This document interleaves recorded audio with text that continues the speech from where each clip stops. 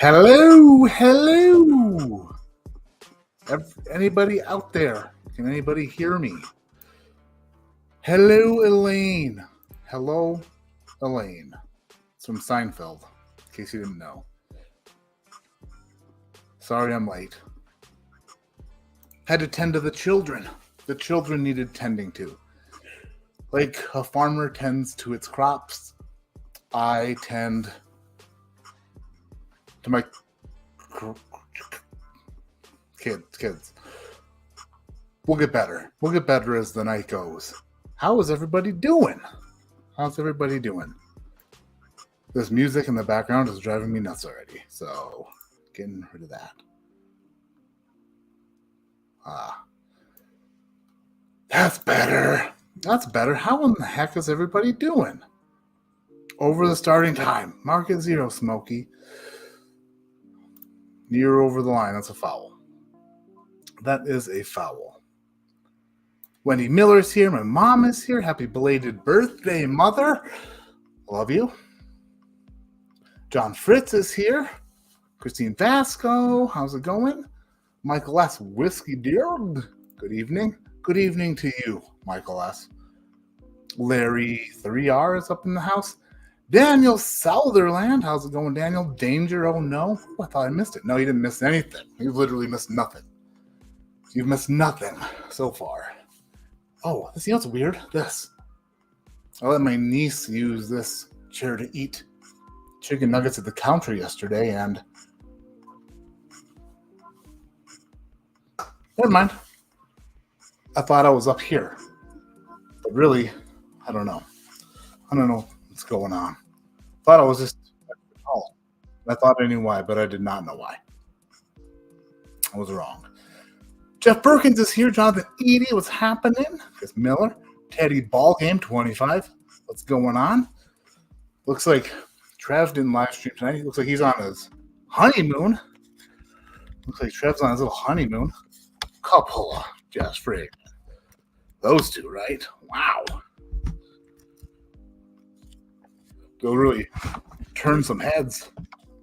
Freaking power couple. Can you guys hear me okay? I'm using another microphone again tonight. The snowball. The blue snowball. Let me know if you can hear me okay. There's no secret stash around here. Wifey knows about it all. She knows about it every little bit. No storm shelter either. I'm pretty sure that if I went to dig here, I'd probably just hit rock. Thank you. Yeah, we celebrated our 11th wedding anniversary last weekend on the 8th. So that was a good time. We just spoiled the kiddos. Had a nice little weekend. Sorry I didn't live stream last week, but that's what we were doing. We were out in the Denver area spoiling the kids. We went to a bubble place. We brought the girls to a unicorn festival, which was the animal, that type of unicorn. And that was interesting. Then we went to a bubble place where I got into a pool full of little balls that looked like bubbles, and they all smelled like urine. It was gross. It was disgusting. Audio's good. Heck yeah.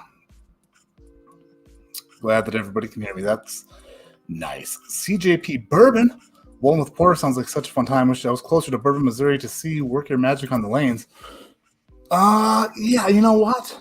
I'm going to bowl poorly that day because I'm going to be more interested in socializing. That's why I've got a built-in excuse. If you didn't know, I posted this on Patreon the other day. But if anybody is interested, on our way to Michigan, making a work stop in Bourbon, Missouri. Going to do some blending with Jared. And we also have a little shindig planned, a little bit of a shindig. It's right here. It says Matt Porter is going to be in Bourbon. That's me. Come bowl with Porter and the BK team Wednesday, June 26th, 6 to 9 p.m.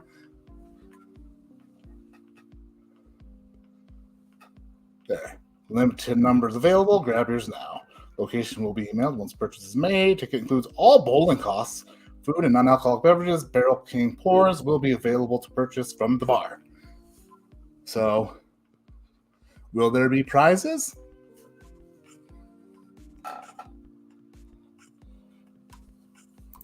I'm bringing some prizes. Who will I award them to? Who knows? But it will be fun. So if you're interested in that, I know it's very short notice. 12 days away. Wow, 12 days away? Crap. That's coming up quick. I got a lot of stuff to do around here before then. Go to barrelking.com/store. Put it in here.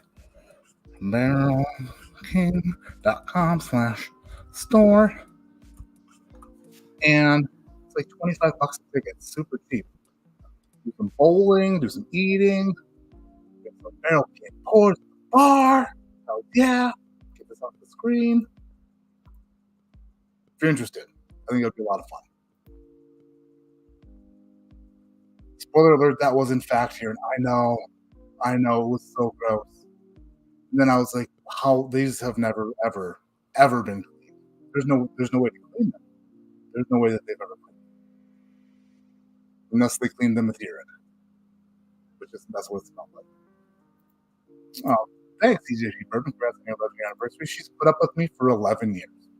11 long ones. Doesn't feel like 11, though. Feels shorter than that. Time freaking flies, right? I'll be 40. In November, I will be 40. 40. I'll be a man. I'll be 40. But when I was little, I thought 40 was 80. That's how I looked at 40. I was like, 40, your life is over. Now I'm like, shit. Still feel like a 12-year-old in here. Which isn't good for some things. You know what I mean? Just opened a bottle of Barrel Mizunara cask finish. Cheers. Kevin Gubbins guzzling some gubbling. It takes me a minute to get lubricated. Hey, Dara's here, average drinker. Dara is one of our number 1 seeds for Matt Madness. If you came here for Matt Madness, then spoiler alert, it's not happening tonight. I will get into that in a few minutes. It is nobody's fault but my own. I didn't dress up as the unicorn, Eric. I didn't do it. Thought about it. Didn't think about it. Audio's going in and out now? Son of a bitch. Is it really? Fading in and out. Let's see.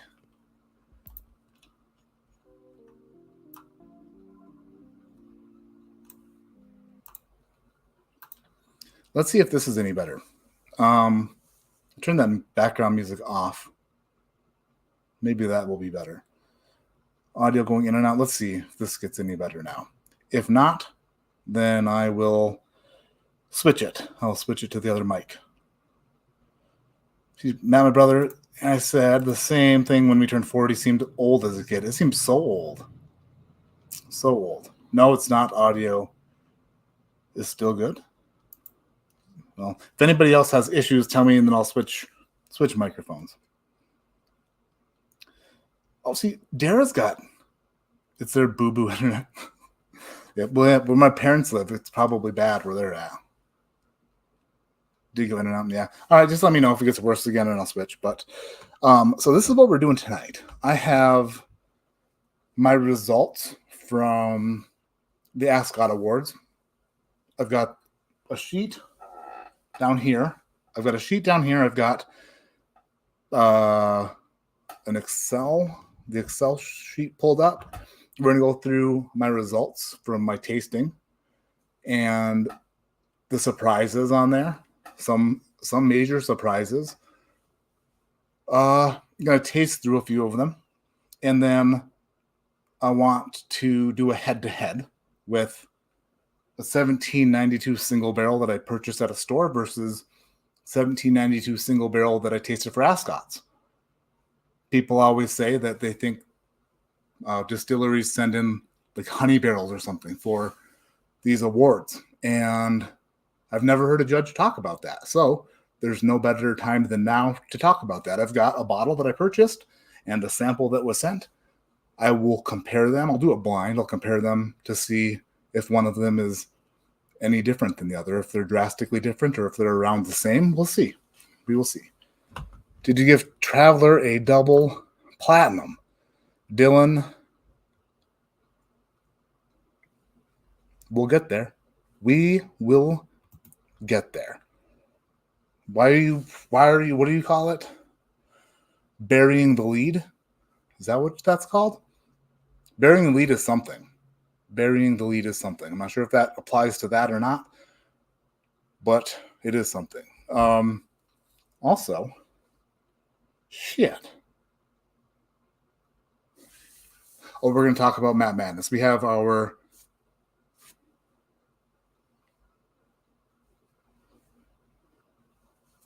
seedings. We just need to apply the seedings to brackets. And then I need to send some samples. What happened with Matt Madness, I'll get into it now.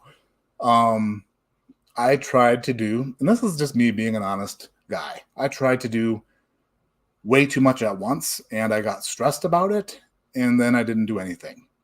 You ever had that happen where you just get overwhelmed and nothing gets done? It's kind of what happened. I tried to do, like, we're going to do Matt Madness. It's going to be 2 weeks of Matt Madness, and then the finals. So we got all the sample bottles, got boxes, and just friggin' froze. So I'm not going to rush it. I'm going to do it good. I'm going to do it right. The 2024 Matt Madness Whiskey Tasting Invitational isn't going to be an asterisk. It's not going to be, what did the NBA do that year? The 2020 year, like play-in games, or they played inside of like a tent or something? I don't know. There'll be no asterisks on the 2024 Matt Madness Whiskey Tasting Championship. I'm gonna take my time and put the brackets together. I'm taking a deep breath. We'll go from there. Chill out, Matt. Relax. Everything's gonna be fine. I need a drink. I'm gonna start with this. I'm gonna grab the 1 ounce Wednesday box. We're gonna start tonight with a blind pour and give it a blind score. Then we'll move on to the Ascots. And we'll talk about stuff in the meantime. While I grab this box, since it's on a little bit of a delay, did I tell you guys about my hot springs story? My story at the hot springs a few weeks back. Did I tell you about that yet? Because I can't remember if I did. If I did, tell me I did so I don't retell the same story. That's never fun. I'm not like Grease or anything. Just kidding. I'm a little like Grease. Anyway, I'll be right back with the box. Let me know, did I tell the hot spring story or not?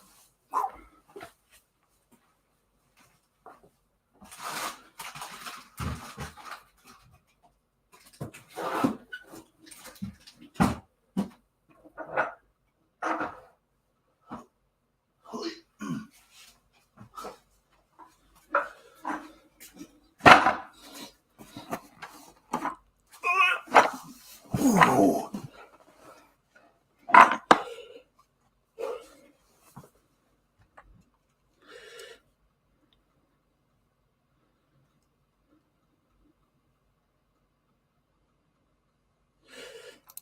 Bowling t-shirt selection each week. Yeah, listen, I just wear bowling t-shirts. That's all I wear.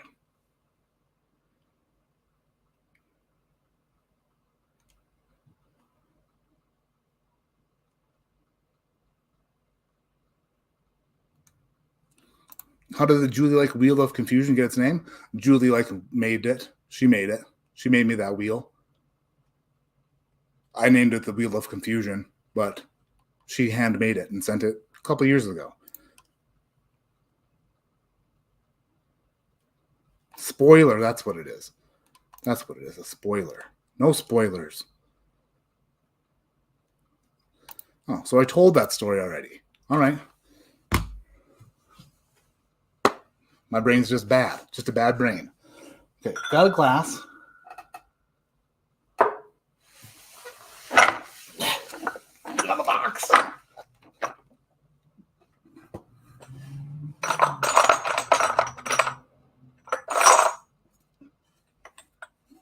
It's a big one. I got a big one.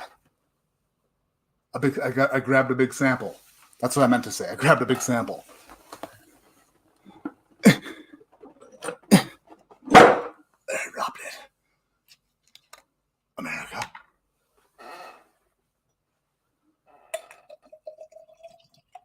Hide it back. Whoops. Back there. Okay. We don't know what it is. Oh, I hurt my neck. How did I just hurt my neck?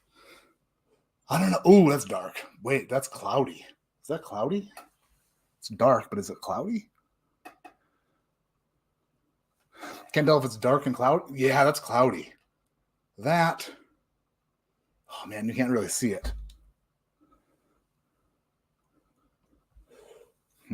There's a better way to do this.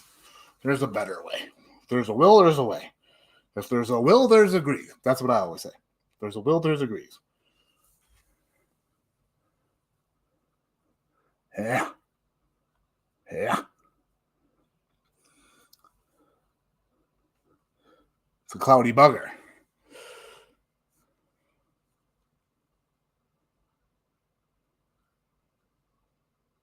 Off with the flashlight. Is that proper protocol? Do you America a 2-ounce screw cap? If I don't, people get upset. So as long as it's an American whiskey, I don't see an issue with it. Give us the highlights of the story. I fell on top of a group of people while I was carrying 3 beers in my hand, and I wasn't drunk. I wasn't even drinking. Just getting people beers. Just missed a step. I was very embarrassed. It's a dusty. That is a dusty diamond.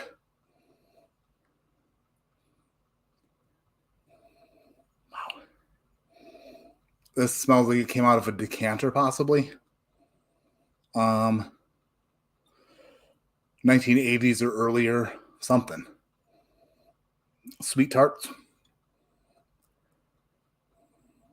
Sweet tarts, and I'm looking for the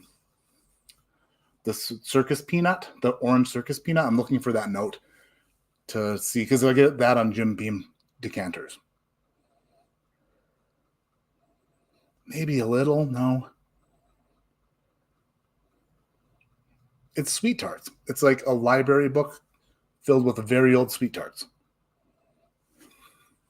It smells really good. I always get a bit, I don't know what dusties are in that box.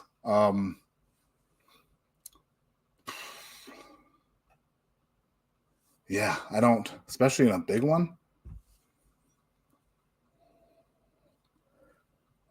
So I'm a little bit cautious going into these because I have no idea what it is. And it didn't come from me. So who knows what it came from. It smells good. It smells like a dusty pour. It smells like something you'd get at, like, you know, a vintage bourbon library where you're like, I will take that $70 pour of fill in the blank.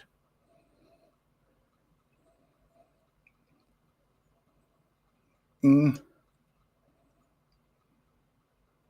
get butterscotch on a lot of these, but not this one really. It's more, it's presenting itself as very sweet.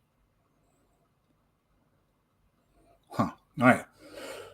Let's go in for a very careful sip, a very skeptical sip, a very precautious sip.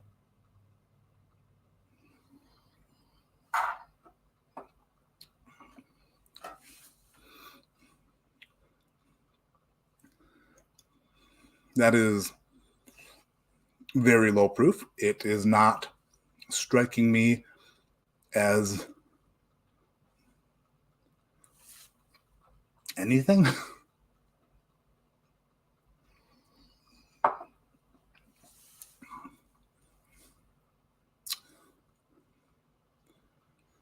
It is sweet. It's very approachable because it's so low proof. It is a bit oily, but like it definitely tastes like it smells. Sweet tarts and that dusty bourbon note. 80 proof. This has got to be a Jim Beam decanter. I'm going Jim Beam decanter. even though I don't get that note that I get on most of the Jim Beams. I'm going to go Jim Beam decanter, and I'll give it a score of, these are hard because it's a dusty. Once I know what it is, maybe I'll be like, oh, I should really drink more of it. But 7.5. It is good to very good. What is it?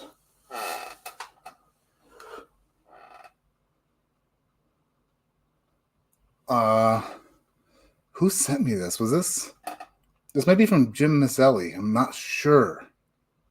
It is a 1977 to 1982 Jim Beam 10-year, 86.8 proof. So, I didn't have a name on here. Whoever sent this, thank you very much. I didn't get the circus peanut on there, but it definitely had all the characteristics of that dusty beam, that decanter. It's got to be into a decanter.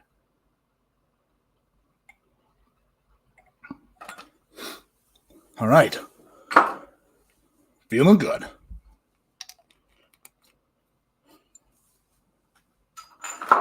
What else can I drink? What's this? I don't want that right now. Need to kick it off with something. No Dickel Tabasco. I don't want that. Screw it. You know what we'll do? We'll get into the Ascots and we'll start sipping some of that stuff.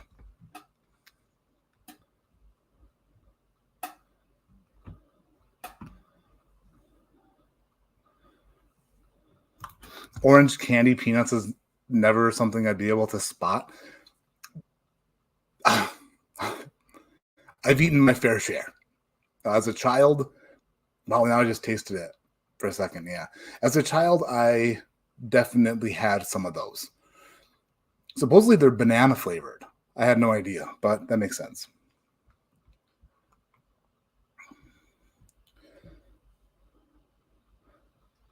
The Jack 12 looks tasty behind me. I shot a bourbon skirmish, the batch 1 versus batch 2 12 year. So that will be out next week. Probably 3 videos this week, 3 days in a row. Had to have my Z-Biotics video out and my bespoke post video. Sorry, by the way, for the length of that bespoke post ad. That was an entire thing that took a very long time to make, edit, re-edit, upload, get feedback on, re-edit. It's just a whole thing. It was a damn near 3-minute ad, and I apologize.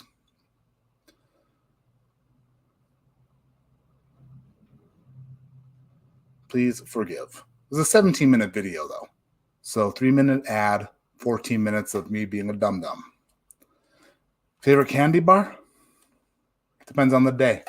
Butterfinger, if it's a good one. Three Musketeers, amazing. Reese's, fantastic. All the Reese's are good. Twin Bing, shout out Iowa, phenomenal. Score bars, love them. Probably can't eat score bars anymore because of the fake chompers. Those are probably off limits. How often do I use the Z-Biotics? I use them, well, here's the thing. I use them more when I had more. I bring them on barrel picks mostly because on a typical day when I'm shooting videos, I'm not drinking enough to feel bad in the morning. I give them to my wife. I bring them on barrel picks, and they help.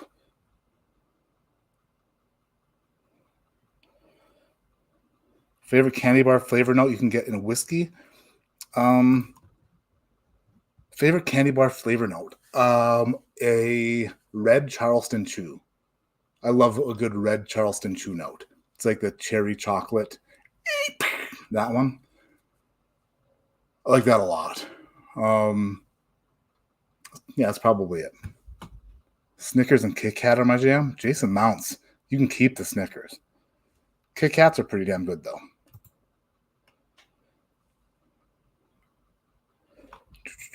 Let's see. Where's my thing at? So let's go through those Ascots. I have a bunch of different categories, and we'll go through those. one at a time. I keep feeling like I'm forgetting something that I wanted to do. Let's see. Talked about bowling. Talked about that. All right, Ascot reveal. I judged 99 whiskeys. Let's do them by category. There is this. Don't think I mentioned this, and I wanted to mention this. Maybe this is what I was forgetting. Where's my Alec Bradley overlay? Oh, what's your problem, Porter? This live stream is brought to you by the finest cigars on the planet, Alec Bradley Cigars. How's anybody going to know that if the overlay's missing? Oh, there we are. Now everybody knows that we're live, and the Alec Bradley cigars are the finest cigars ever touched by lips. Ever.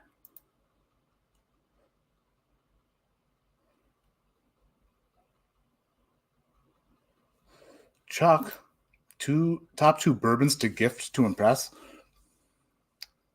It's one of the most impossible questions because it's like, what can you get your hands on?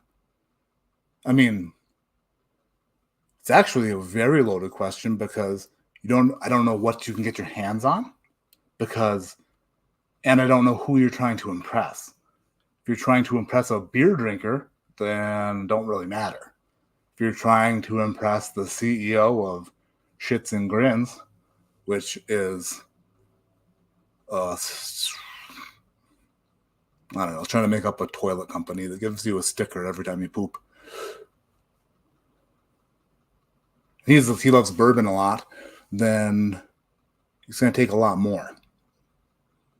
Double Eagle Very Rare and Michter Celebration. Those are the top two bourbons to gift to impress, even though Michter Celebration is not technically a bourbon. But we'll go with those anyway, since you gave me no limit. Where was I? Oh, yeah. There is a mystery distillery that I tasted here today. I didn't taste today. I tasted when I did the Ascots. We'll get to it towards the end of the live stream, and I want to know if you have heard of them, and if you've heard of them, where in the hell you can buy their stuff, because I can't find them online anywhere except for one place, and they have a private account, which is weird. It's very weird, but we'll get to that as we get to the top of these lists. What do I think 2024 Eagle Rare 17 will go for on secondary? I have no idea. I don't know what any of them go for on secondary. I don't look at that because it doesn't matter how much they go for because I'm not going to be buying it. So I don't even know what any of them have ever gone for. Too much for me. If I was Scrooge McDuck, then I'd know. If I was just like swimming in gold that smelled like urine, I'd definitely know. Maybe 1 year. Scrooge McDuck's super underrated, by the way. Okay, where was I? YouTube. Oh, that's me. I was gonna create, go live. Bear with me for 1 second. Start, go, manage. Tonight's live stream in progress. Perfect. All right, let's see.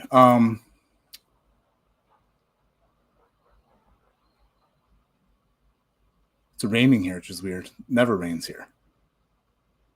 Bringing my unopened batch 77 to my first bottle share party next month. You better believe I'm going to have some ambassador coins coming my way. Heck yeah. That's awesome. Yeah. Spread the love.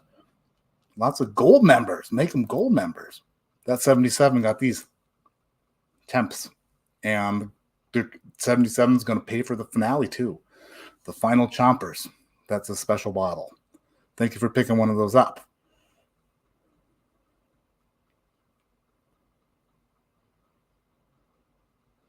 Swimming in bourbon corks.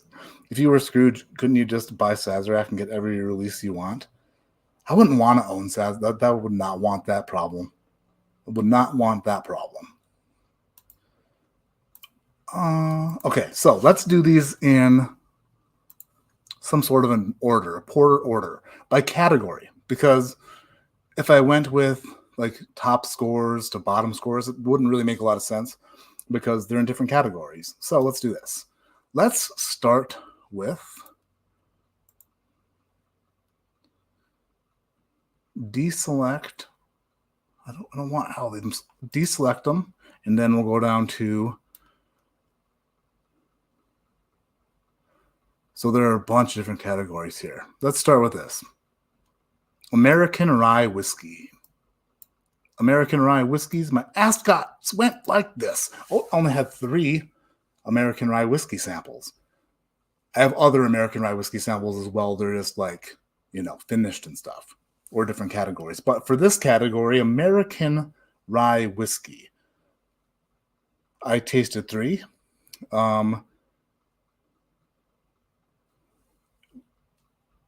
Distillery 291, Good Guy, Colorado, 4-grain rye whiskey. I did not medal. I did not give it a medal. That's a 122.8 proof American rye whiskey. A lot of their stuff is very potent to me, very sharp and not. I know it stands out to a lot of people as a good thing, but to me, it's much too abrasive and almost hard to drink. Don't know what it was.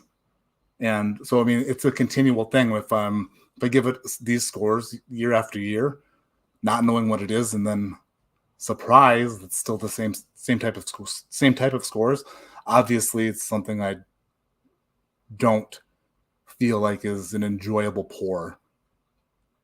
Even though I'm looking for the good stuff about it, it's hard for me. I know some people love it though, so nothing wrong with it, just not something that I feel like is a well-rounded rye whiskey. A gold medal went to Blue Note Bourbon, Blue Note Rye. So their American Rye Whiskey, Blue Note Rye from Blue Note. I gave it what I would consider to be a low gold medal. So an entry, like a gold medal could be anywhere from a score of 80 to 89. And I gave it a low gold medal. And then the third one was Overholt Straight Rye Whiskey, which was 95 proof, also received a gold medal. So those are the 3 American Rye Whiskeys. When it comes to how I rated them versus the average score of judges, the 291 looks like the average score fell into a gold medal. I did not medal it. The Blue Note Rye, looks like is either a high gold or a low platinum, depending on which way that swung. And then the old Overholt was a gold as well.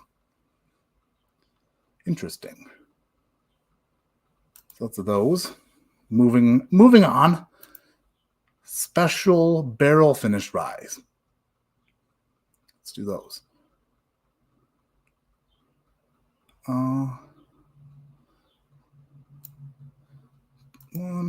2, 3. Okay.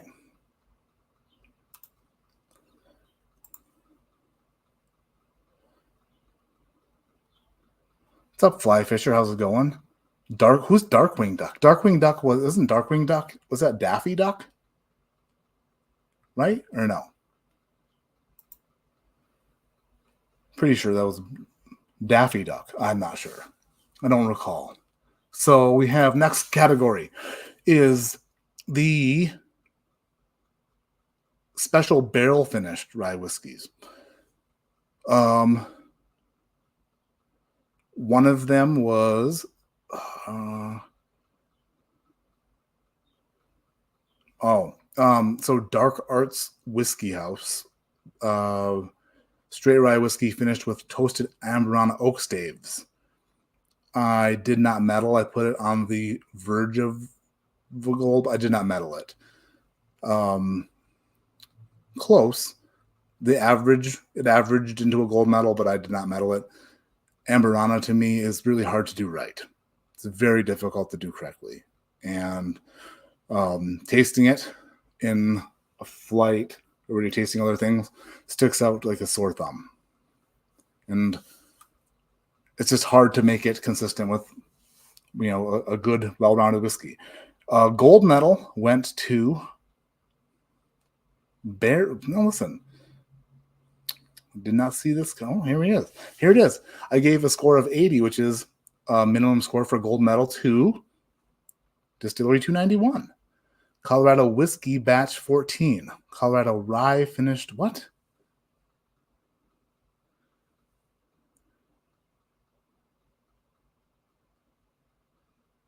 Okay. Oh, it's Colorado Rye finished in Kentucky rye barrels. So it's Distillery 291. So it's not in Aspen staves. It's in Kentucky rye. So it's not finished in Aspen stave barrels. It's finished in Kentucky rye barrels. That would make sense why I enjoyed it enough to give it a gold medal. And then a platinum medal went from me. I gave a platinum medal to Angel's Envy cask strength straight rye whiskey finished in Sauterne and toasted oak barrels, 114.4 proof. Angel's Envy cask strength straight rye, Sauterne and toasted oak finish, and score of 90 for a platinum medal. All right. So far, I wouldn't say that there are any major outliers or anything that should be concerned with. Seems like pretty normal stuff, right? See if it continues or not. The heck is... Okay, so now we're at a blend of straight rye whiskeys. A blend of straight rye. It's a different category. How they get entered into these categories, I'm not sure. If I'm pretty sure that whoever sends the samples in, they say what category they want their whiskey in. Because I'm sure that they could fit into more than one category, some of them. But this category is blend of straight rye. So I taste all these categories separately and thinking about if they receive, what type of medal they receive for the category. So if something receives a platinum in straight rye, doesn't mean it's better or I prefer it more than a gold medal bourbon. It's just a different category. That makes sense. There was a Southern Distilling Company Southern Star Double Rye, which I did not medal, but was close to a gold, but I did not medal it. It looks like the average score agreed with me, but just barely. Pursuit Spirits, I awarded a high gold medal to. Pursuit United Rye was a high gold medal. And then also a high gold medal for Nelson Brothers Rye. So the Pursuit Spirits, I think, is 107 proof. The Nelson Greenbrier Rye was 92.5 proof. Each of those received a gold medal from me. A high gold medal. So a high score for a gold medal.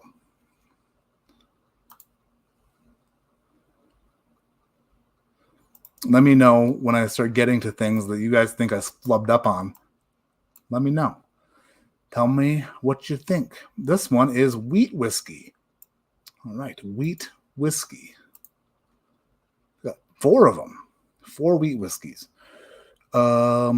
Is there... Oh, yeah. This is what I want to try.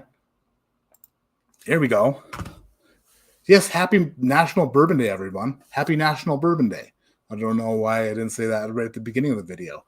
Also, if I forget to say this, happy Father's Day, everybody. Happy friggin' Father's Day. Where's my box? Got my box. These are the samples I pulled out for sampling tonight with these results. And damn it. Come on. Get it together, Matt. Click on the right stuff. 119.4. Aha. 1. That's the only one I pulled for here. Oh, 119.7. All right. Okay. Here we go. Here we go. Ugh.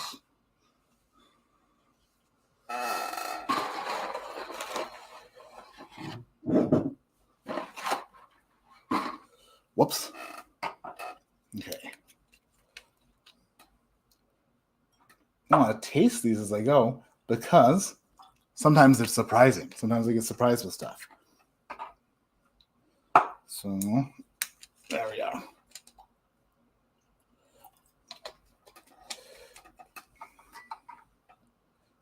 Okay. There were four wheat whiskeys that I had tried. I medaled all of them that I tried. I really enjoyed this bunch of wheat whiskeys. Iron Fish Distillery, Iron Fish Distillery received from me. Oh, I want to pour that one too. Is that one in here? It's 1906? Come on, be here. 106.19? Nope.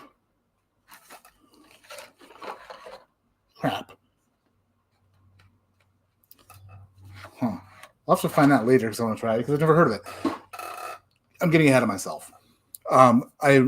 A gold medal to Iron Fish Distillery Mad Angler Bottled and Bond Wheat Whiskey. Actually, a high gold medal. Then the first platinum medal that I gave out that we've talked about in this awards. This is I've never heard of them before. Hood Crest Distillers Old Joe Blade 100% wheat whiskey. And I don't have that sample here. I don't know why I didn't pull it. Maybe I didn't find it. Anyway, I gave it a score of a 90 for a platinum medal. Thought it was really good. Then, this is where we get to the surprising thing. I gave a platinum medal to, and dang it, some of you might be right.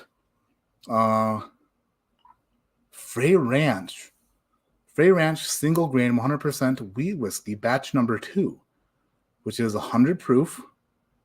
I gave it a platinum medal. Actually, like a score of a 93. 95 begins double platinum, a 93. So let's do it. Let's try this Frey Ranch. The other Frey Ranch stuff I've tried in the past, old school stuff, haven't had anything current, was so floral to me that it just couldn't do it. Oh, wow.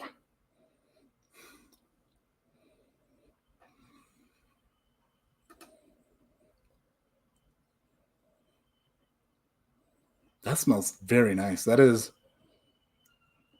that noise? Hear that? Squealing. Oh, it's a Power Wheels.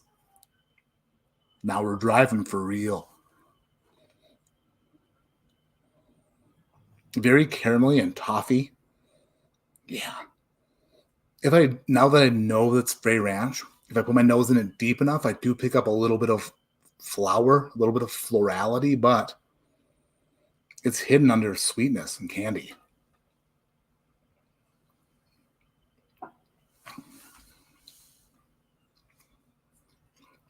Yeah, that's really good. I stand by that. That is really good.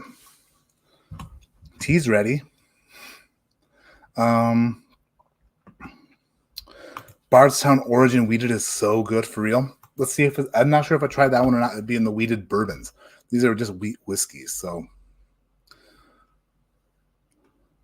Count Duckula. Barrel King bourbons have been absolutely killer. When can we expect more rise? Good question. I'll have to ask Jared when we're doing more rise. I know that as far as like what we're gonna be starting to put out, it's gonna be some really cool stuff. I'm not sure how much I can talk about it, but got some new inventory to play with. Hells yeah. So that's gonna be a lot of fun. New inventory to mix and try not to screw up. But rise. I'll ask Jared about the rise. Glens Creek Sweet Is that a rye? Is that a wheated bourbon or a wheat whiskey? All right. So then the last one that this is my first double platinum score. So going into this is why these receive such high scores. Wheat whiskey is like volatile, it seems like. It's hard to do well, I think. A lot of it is just like not good.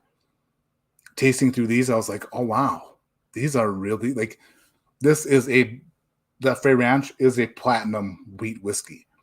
So I stand by that. So if you're looking at wheat whiskeys, these are like the ones to go for. The double platinum I awarded to was 100 proof Old Elk straight wheat whiskey.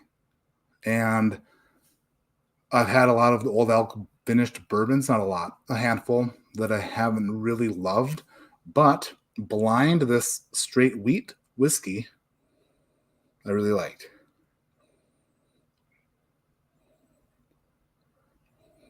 This one's more bready. This one's much more bready. Bready, and it's like doughy almost.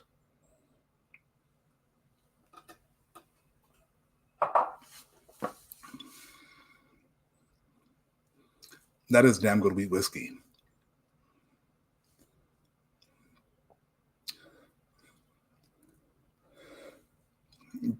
Straight back to back, just having sipped those two, do I like the Old Elk more than the Frey Ranch? I separated them by 2 points.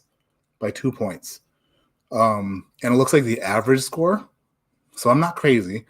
The average score of the judges separated them by 3 points. The average score for the Frey Ranch looks like an 88 and a 91 for Old Elk. So I scored them higher than other judges, but separated them by about the same margin. I liked them. Portsky liked them. They're good wheat whiskeys. Where are we now?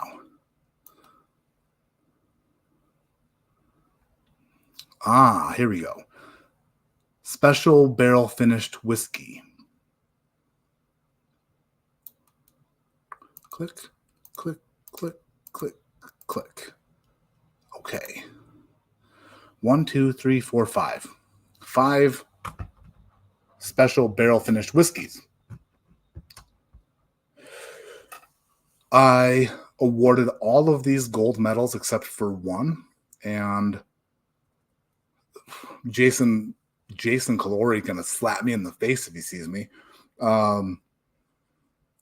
The Bardstown Bourbon Company collaborative series, the Amroot Distillery collaborative series, I did not medal it. It was on the verge of a gold medal, but I scored it a 78. It looks like the average score for that pour was right there along with me at an 80. So very close scoring with the other judges. Yeah, I don't know. I don't have that in front of me to taste again, but for some reason, blind in that lineup, however I tasted it, I didn't really enjoy it.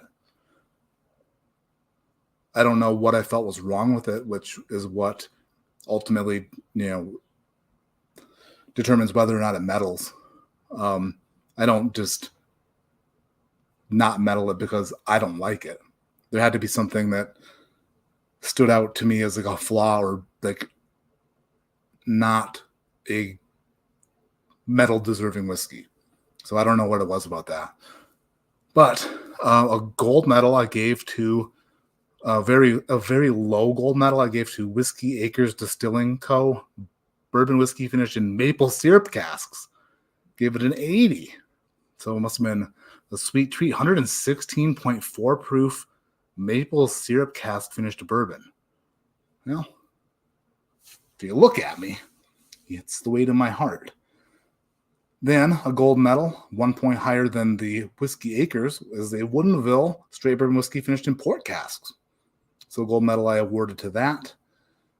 1 point higher than that, an 82, was Smooth Ambler Spirits Old Scout port cask finished. And then a mid-gold medal I awarded to Old Elk Distillery Cigar Cut Island Blend. That is a special barrel finished whiskey in port, sauternes, sherry, and rum. Wow, that is a lot. It's like a barrel seagrass from Old Elk. Other judges loved that. Other judges really loved that. Average score on that was like a 91 from the judges combined. Huh. Very cool. This is fun for me. Have you guys had the Amroot yet? What is this? Special barrel finished bourbons? Let's do American whiskey next, because I know I got some in this box. 4 American whiskeys. Right, let me go back to chat for a second. Casket salesman. Is that really what you do for a living? You sell it, sir, it is our most modestly priced receptacle. Name that movie. I agree, I just like a lot of wheat whiskey, but the ones that are good are fantastic. Hells yeah.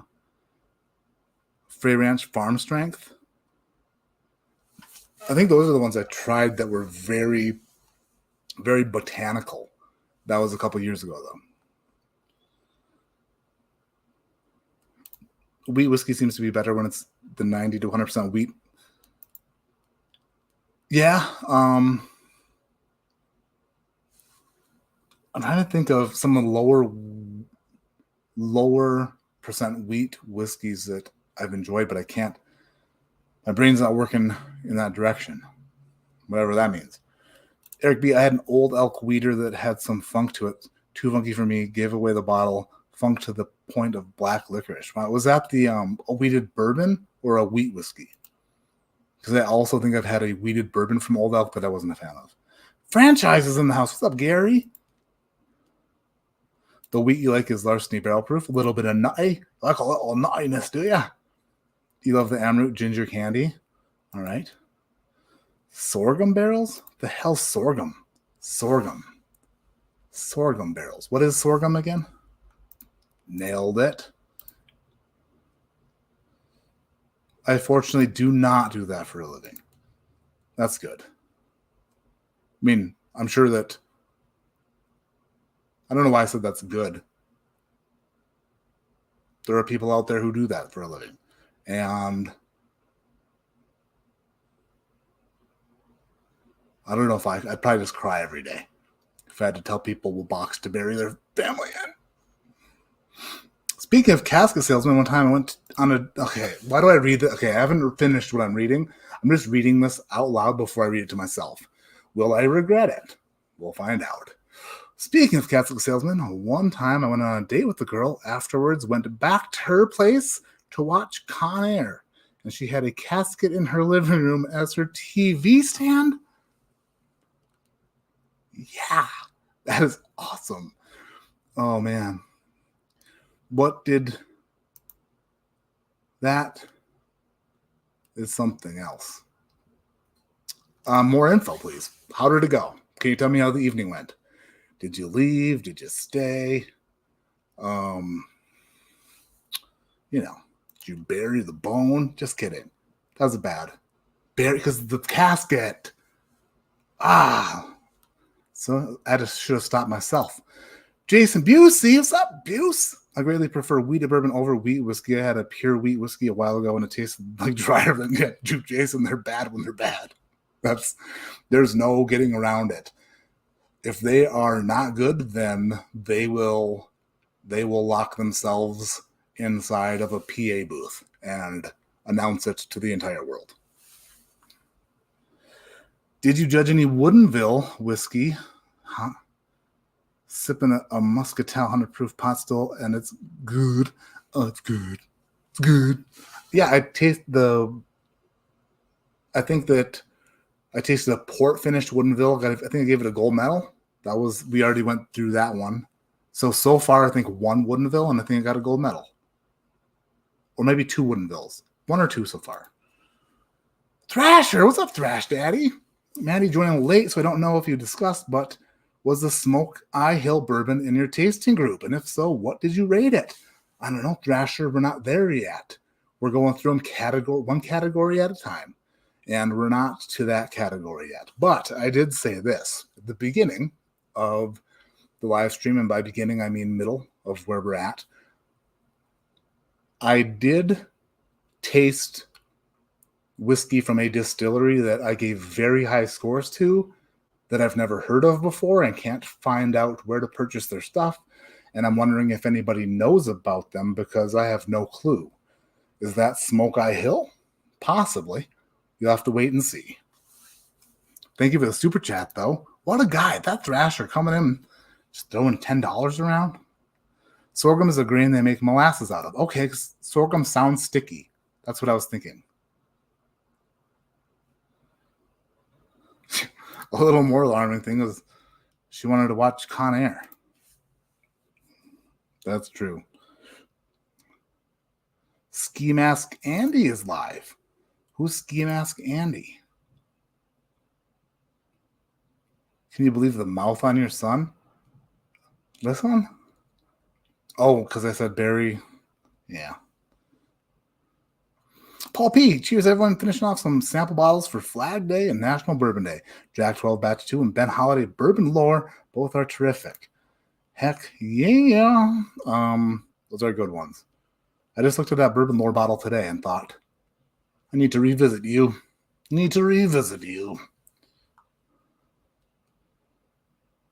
She's not washing my mouth out with soap. You take it back. I'll wash your mouth out with soap. Just ordered your new wheated blend. Can't wait to try it. Batch 85 wheated fish. Yeah, hopefully you love it. I think it is a fantastic example of wheated bourbon. So hopefully you like it. I dig it a lot. I really do. And if all y'all don't like it, then you don't know what you're talking about. That's a joke. I will accept any feedback you have to give, but I'm pretty sure that you're going to love it. I hope. Jamie Faye, feel so bad. I'm so out of touch with the bourbon community. Someone in chat tells me when Matt Madness begins because I know Matt already talked about it. I'm sure. Yeah. My kids are throwing something, I think. I don't know. I'll keep my ear open. Soon. I got overwhelmed with stuff and I tried to do it too quickly and panicked, freaked out, and didn't do anything. So very soon. It's going to happen soon. I'm going to do it right. I'm not going to rush it. I'm going to take my time. If it happens, it's going to happen during summer months. I was worried about that. And I tried to make it happen too quickly so that we would avoid summer. And now I realize that I should just take it easy, man. And just do it right. Kind of chill. Take a deep breath. Get everything I need to get done. One thing at a time, so I'm not paralyzed out of too much to do. That ever happened to you guys? Where you just so much to do that you freak out and you just accomplish nothing? Okay, Matt, everyone's giving their take on the pending bourbon crash. What's your take? When can we get the good stuff without camping again? I don't know. I wish I had. I don't have my finger on that pulse. Sounded good when I said that. Sounded really good when I said that. Sounded like I knew what I was talking about. My finger's not on the pulse of that.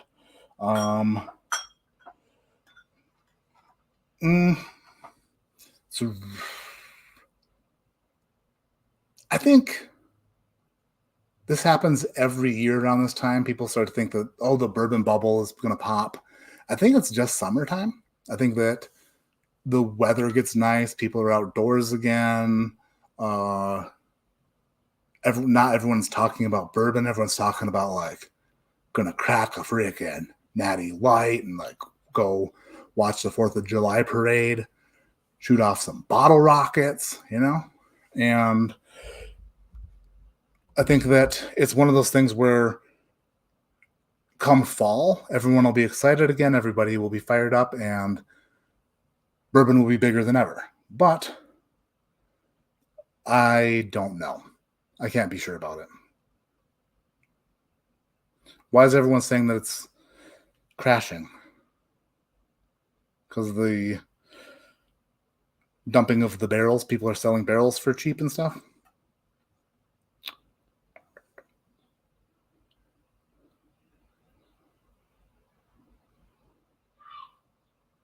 I don't know. But if it's fall time and there's no excitement, if I don't know, it could happen. I don't know. I'm not a doctor. I don't know this stuff, but everyone's excited for summer. Okay. Everyone's looking for friggin' whistling bungholes. All right. What is this? Spleen splitters, whisker biscuits, honky lighters, Husker do's, Husker don'ts, cherry bombs, Nipsey daisers, with or without the shooter stick, and whistling kitty chaser. That's what they're doing instead of bourbon. That's from Joe Dirt. When I was looking at my phone, I took a screenshot of a Joe Dirt shirt because I want to use it in one of my videos. You telling me you run the fireworks stand and you don't have no whistling bungholes, no spleen splitters, whisker biscuits, honky lighters, Husker do's, Husker don'ts, cherry bombs, Nipsey daisers, with or without the shooter stick, or one single whistling kitty chaser? It's just a good movie. I love that movie. Tim Evans is here. What's up, Tim? Being paralyzed because you want to do too much is called ADHD. Speaking from experience, that's bad. It's the worst it's ever been. It's the worst it's ever been. But I know one thing for a fact. It's like once I start getting things done, it gets so much better. It's like I feel all this pressure on my shoulders to get stuff done, and I don't do it, and then every day it just builds and builds and builds, and I just turn into a friggin' mess. A lot of price drops around you. Sweet. Bourbon Hunter Lee, give 10 ADHD Whiskey membership. Thank you, Lee. That's super nice of you. High five, Bourbon Hunter Lee.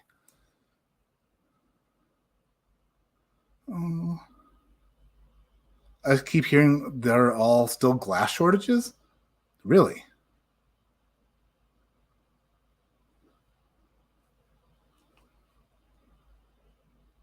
Whiskey or glass shortages still. Screaming memes. The movie was on the screen when I was born, like in front of you. You were born while the movie was playing. That's awesome. Jamie Faye just takes a nap when she's overwhelmed. Is that why you're behind on all things whiskey? Because you've just been sleeping?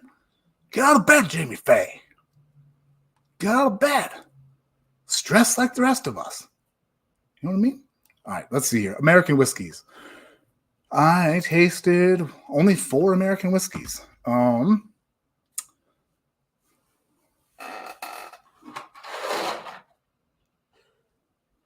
many of them do I have in here? 1, 2, 3. 3 of them. Shit. All right. Let's do it.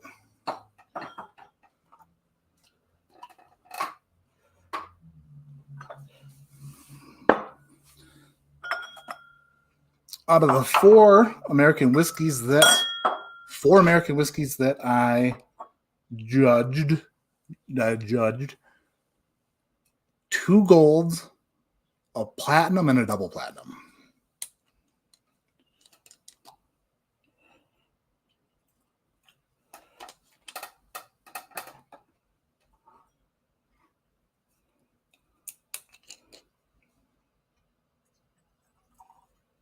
It's dark.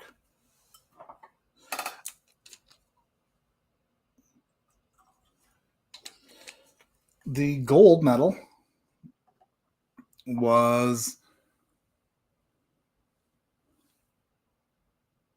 what the hell does that say? Oh, Heaven's Door. When I, for some reason, like it messed up the letters and it turned it into like weird letters. It says like HEAVEN, A with like an umlaut, then looks like a bow and arrow with a string attached to it, and then it says trademark. Weird. Heaven's Door, Revelation Double Barrel Whiskey. Gold medal, I gave it. And my score was right in line with the other judges. The next one, which I have in my hand, is, okay, here we go. Here's something I never heard of. Also a gold medal. Okay, this is interesting. I'm guessing that's the number 4 in Roman numerals. IV Gentleman LLC. I'm guessing that's 4 gentlemen. Damn whiskey. DAMM whiskey. Gold medal I gave it. And smelling it, it is very bright on the nose. Very citrusy.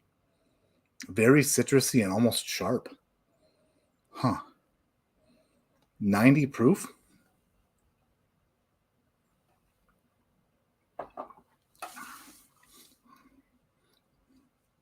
Damn. Whiskey. That is sweet and refreshing. That kind of reminds me of like Redwood Empire, Lost Monarch. That's what that reminds me of, is a Lost Monarch. So I gave that a gold. And then, oh shoot. Then a platinum medal to Journeyman Whiskey. Oh, wow. Journeyman Distillery. Silver Cross Whiskey. Cask strength. 4-grain. Single barrel American whiskey. A platinum at 147.2 proof. 147. That is color of. Look at the color on that.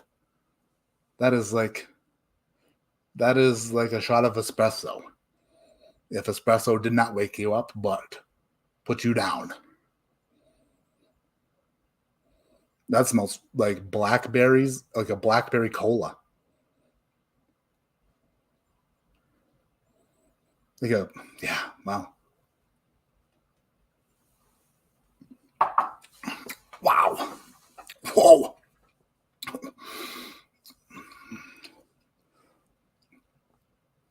Wow.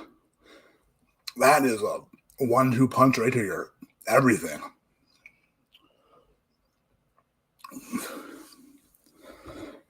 Platinum medal. Journeyman Distillery Silver Cross Whiskey Cask Strength 4-grain single barrel. Has anybody ever had that? Whew. Whew.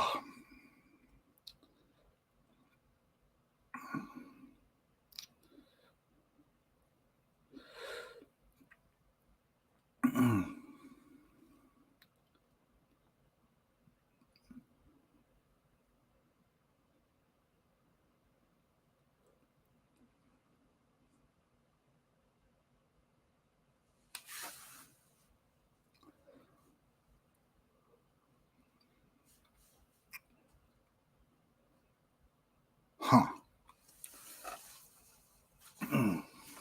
I'm getting old. I'm getting so old.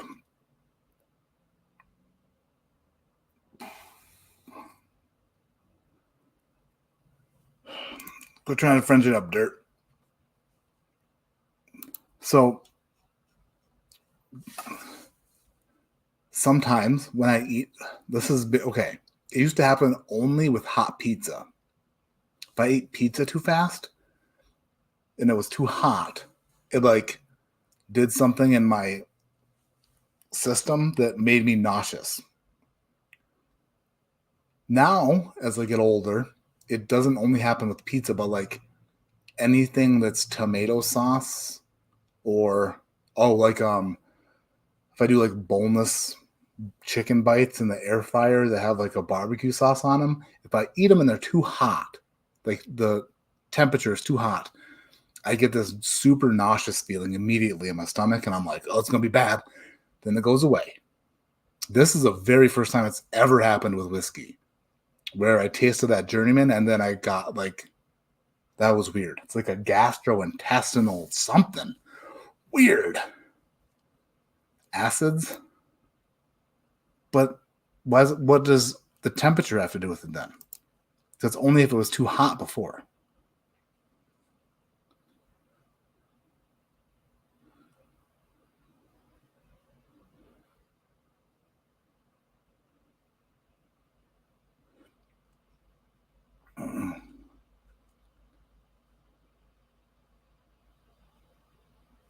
Is it? No, listen. I'm on the old Prilosec. It is Army's 249th birthday. Go Army! Hell yeah! Go Army! Happy birthday, Army! So anything hot and acidic? I don't know. Are boneless chicken bites acidic? Is pizza acidic? Reflux? Really? Huh.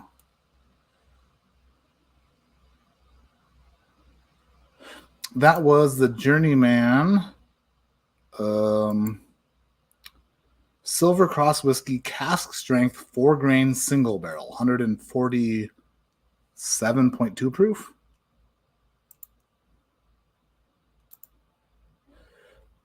No, I never had that. I've never had that reaction ever. But it was the same.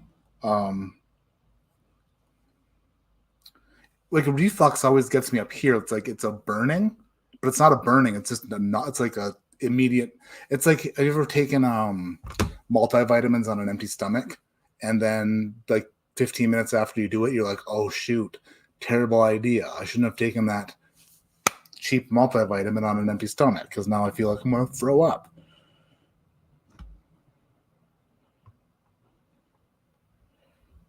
How much is that bottle? I have no idea.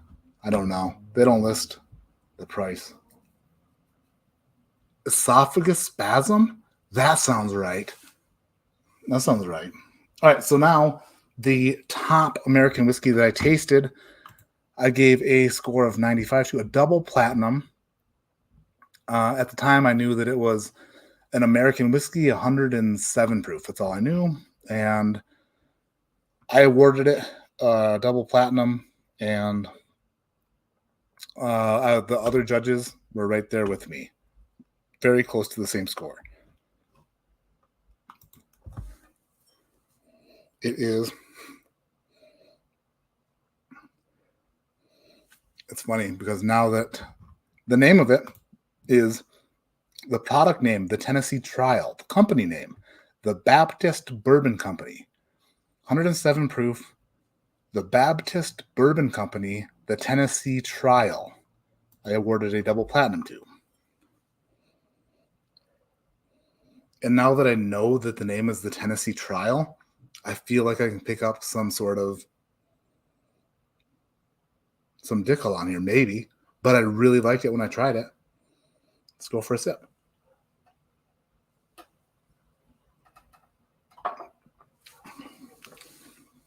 Yeah. Man, that is some of the best Tennessee whiskey that I've had. That is good. That has got to be Georgia Dickel, but it is like orange cream. Is that vitamin note present? Slightly. It does taste like an orange Flintstones vitamin, but if it were made by a premium brand, like the Jetsons, because that's out of this world. That is so good. I like that. Not a sphincter spasm, Chris. Not a sphincter spasm. Sphincter spasm was my nickname in junior high basketball. Because if I missed a free throw, I threw a shit fit. Told you. I told you. I just had to get loosened up. Now I'm raring. I'm going on all cylinders. All 3 cylinders. That's Coil proof. No. This is only 107 proof. The Tennessee Trial Baptist Bourbon Company, 107 proof only. How's League going? Rich, what's up, Rich? League is going better. I'm learning how to bowl on oil now. I had an issue with bowling I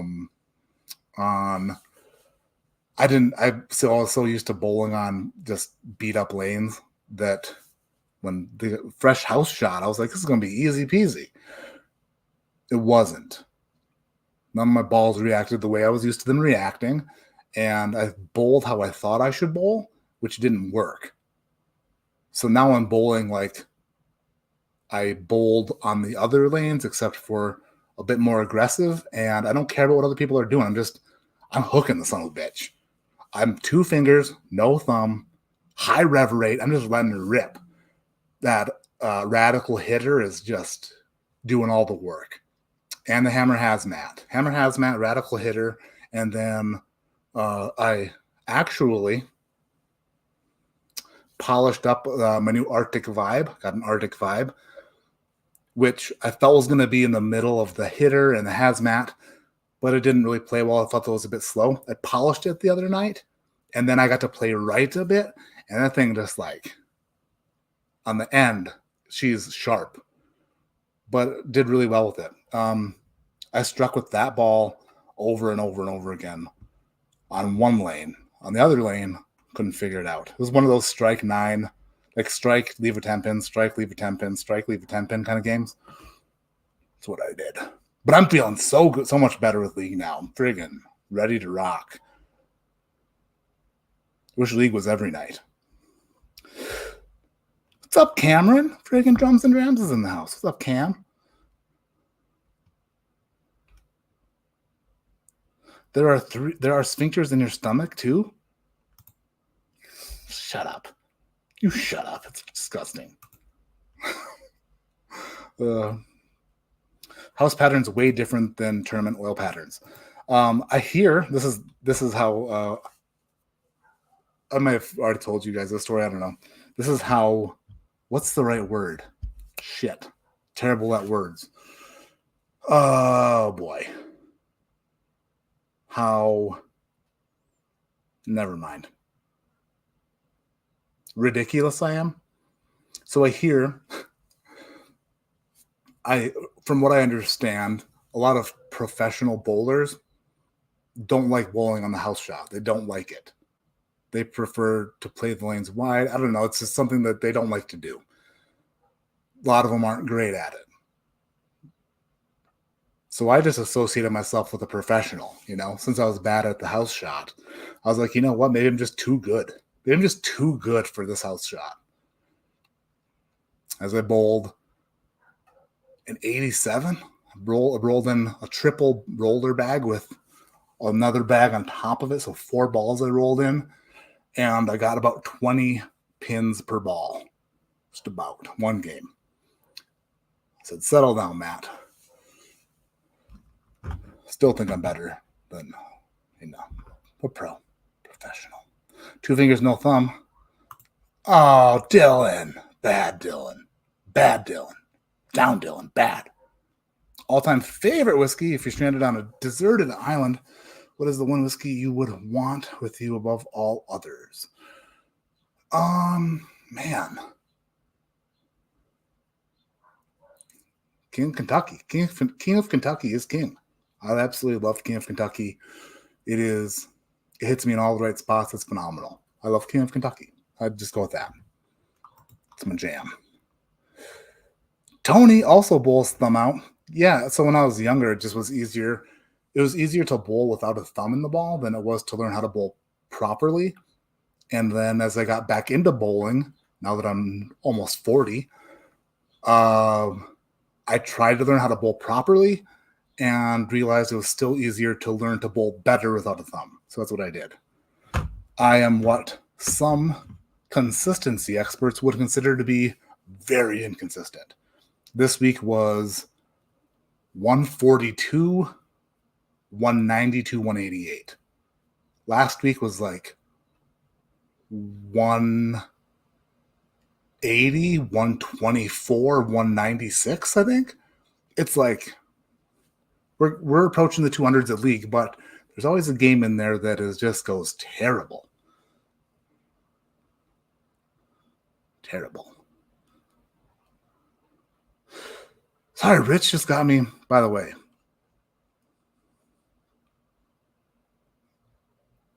In case you guys were wondering, Mr. Richard Hansen develops bowling balls for Brunswick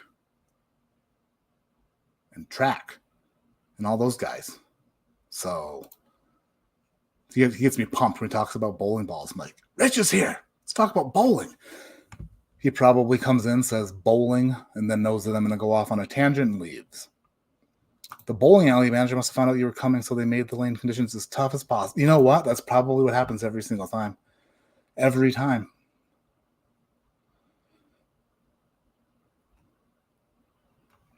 Always wanted the bowling ball with a rose in it.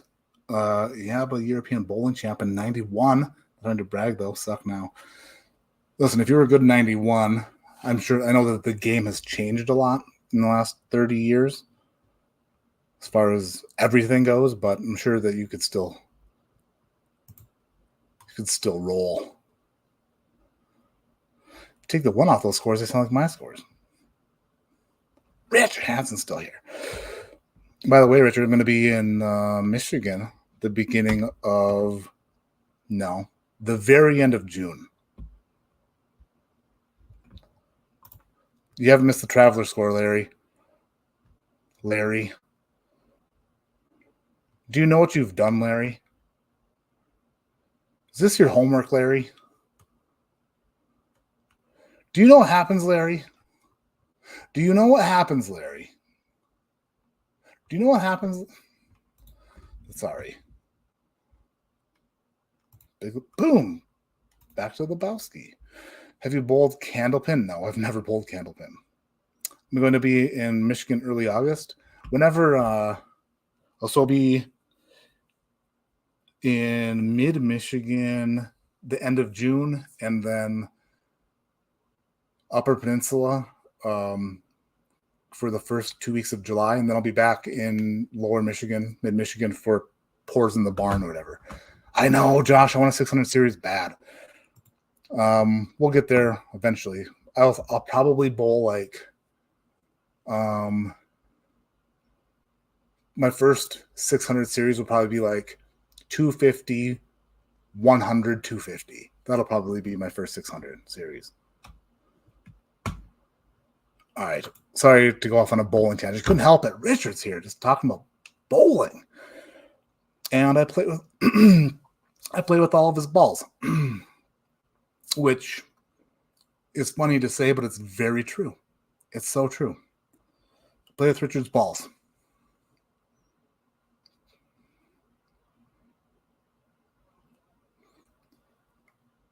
Where was I?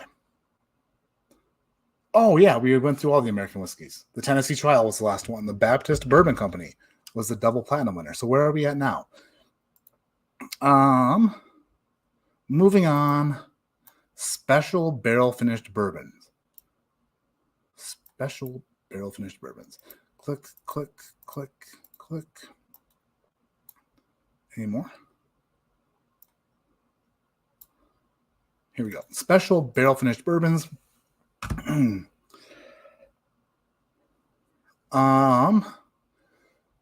Garrison Brothers Distillery Lady Bird Bourbon, I did not award a medal to. That's 114 proof. Special barrel finished bourbon, honey and cognac finished. Was not, that did not do it for me. A gold medal I awarded a Garrison Brothers Laguna Madre Bourbon, which is a special barrel finished bourbon in Limousine Oak. I don't have any idea what that is. Limousine Oak. It's a very long oak, I think. They use very long staves, I think, is what happens there. They just...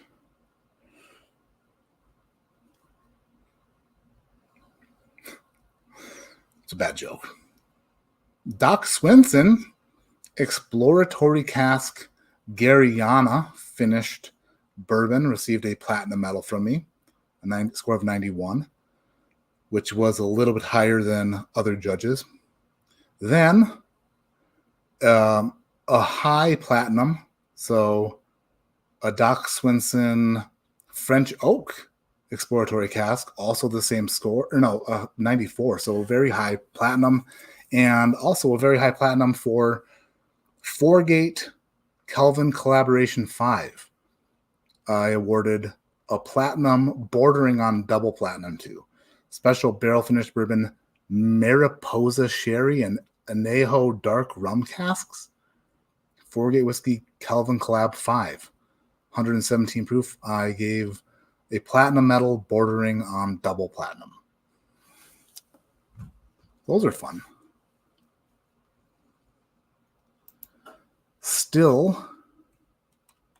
I'm still not up in arms about anything that I have medaled or have not medaled. See if we get there eventually to anything that anybody will be up in arms about.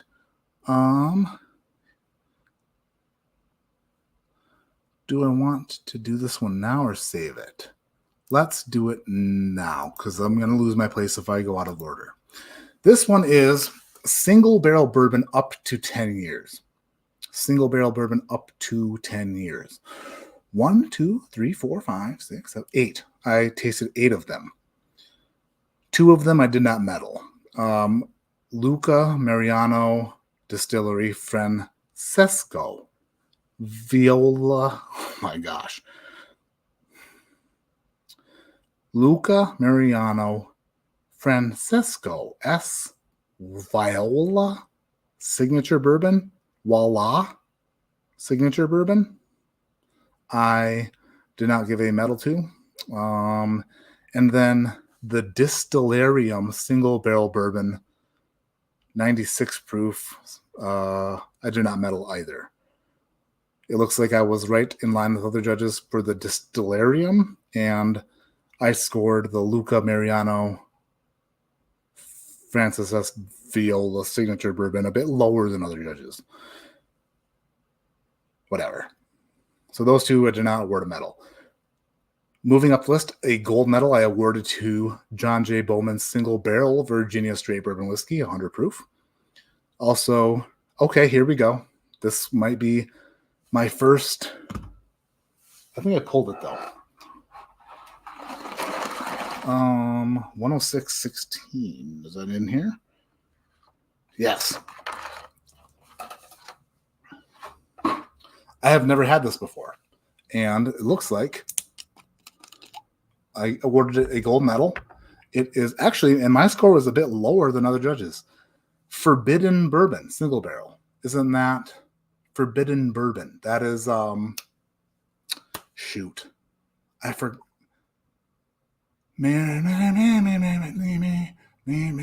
Shit. Why can't I think of her name right now? Marianne Eves. Isn't Forbidden Marianne Eves?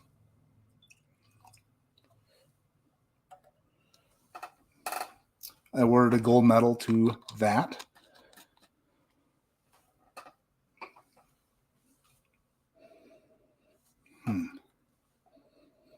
A little farmy. It's like a cherry farmy.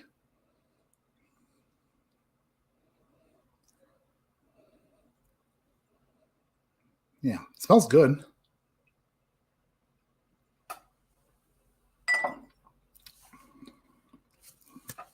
There's nothing wrong with that. It's not like my favorite thing ever. How much is a bottle of that anyway? Aren't those really expensive or somewhat expensive? The Forbidden Bourbon. It's 115 proof. Single. Oh, it's a single barrel too. Are all of them single barrels? I know nothing about Forbidden Bourbon. I was forbidden from tasting it by myself when I saw the price tag, I think, unless they're not that expensive, in which case I forbade myself for other reasons entirely. But a gold medal, I awarded it, and after retasting it, totally fine with it. Another gold medal, here's a distillery never heard of, Maplewood Brewery and Distillery. So weeded bourbon, single barrel. A gold medal, 116.6 proof. Huh. Is that in here?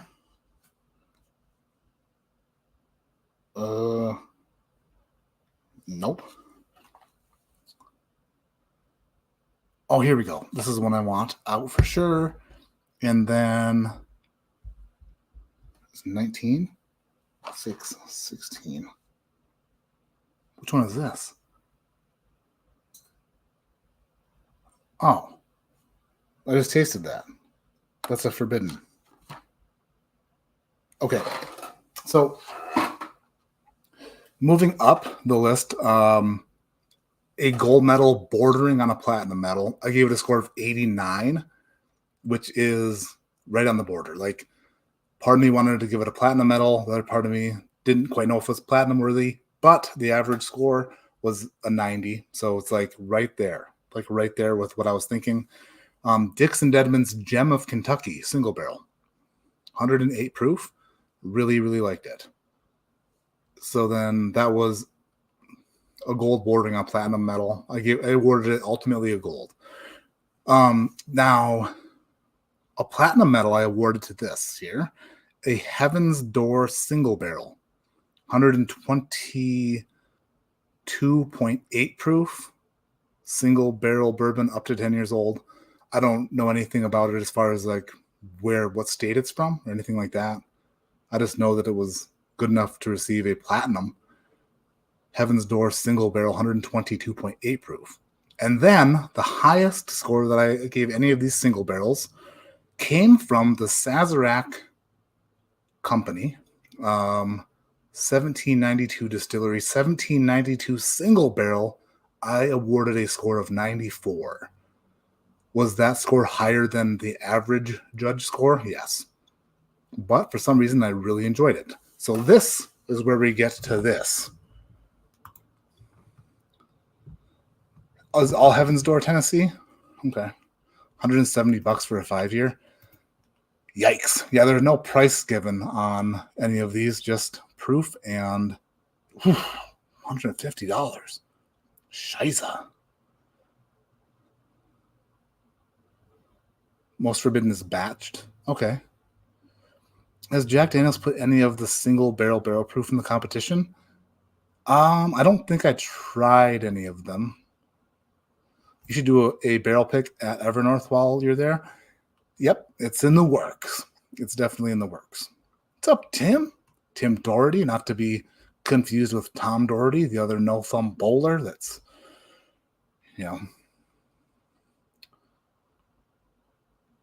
won a few majors. That Limousine Oak is awesome, as is the Cowboy Bourbon. Yeah, the Limousine Oak was very good.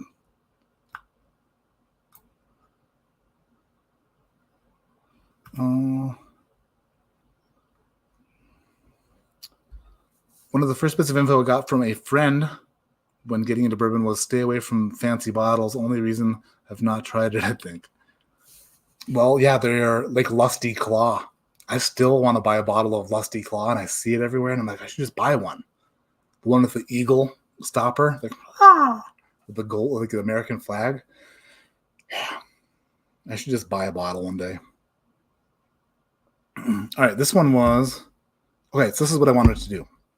I'm going to do it properly here. I want to see, because this is what we hear of a lot. And if you don't mind, give me one moment. I'll be right back. I'm going to go check on the kiddos really quick. They're being extremely good, which always scares the shit out of me. So I'm going to go make sure the kiddos are okay. Then I'm going to come back. And when I'm back, I'm going to taste the Ascot sample of 1792 single barrel against the shelfer I just picked up. Do companies send the best honey barrels to try to win awards? Are these two going to be drastically different? Am I going to go, holy crap, this isn't like that? Or am I going to go, well, these are strangely similar? We will know in just a minute.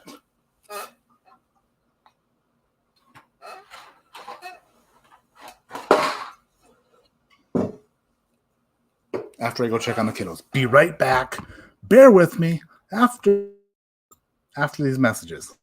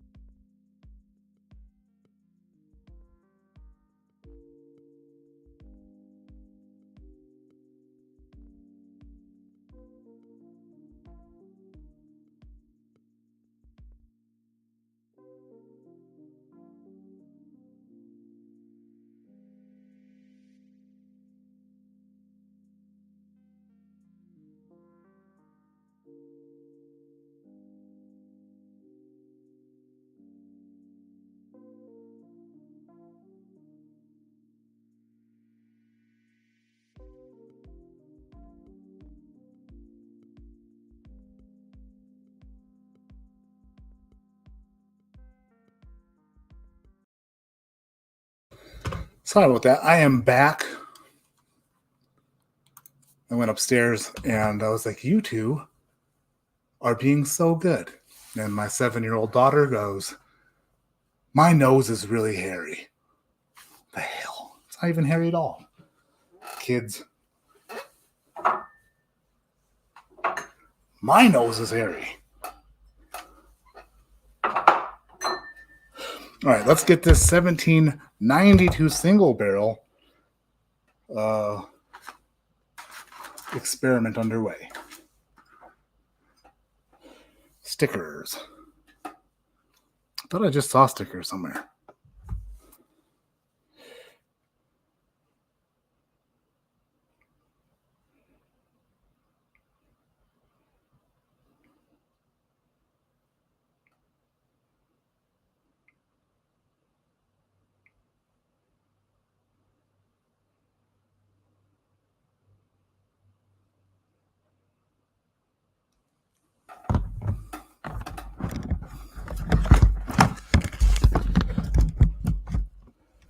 Let's see. Oh, they're right in front of my face.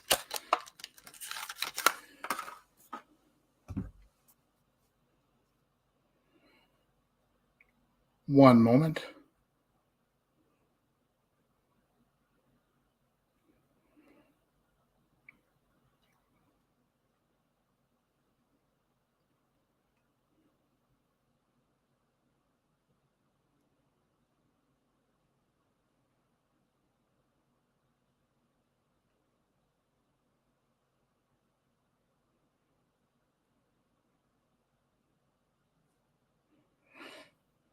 Sorry, just got to do this really quick.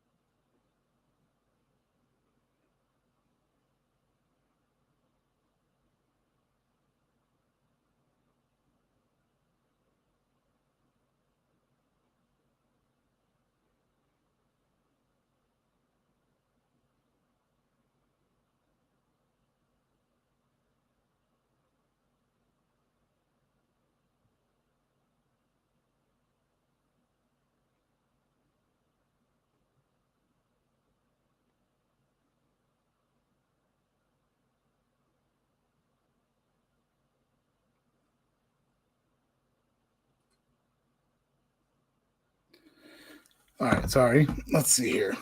My bad. Please, a poll, please. Swillwater had to step away. Did I miss the traveler's rating? You have not. I feel like you're going to be mad at me when I get to the end.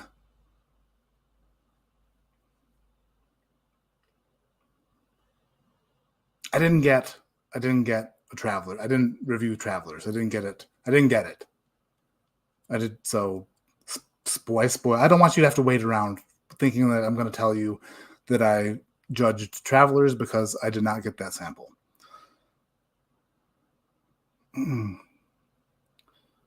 So I'm sorry that I led you on this long, but I did not have the opportunity to judge it. They didn't send me that one. I was concerned, though, when I saw that it got a bunch of high scores. I was like,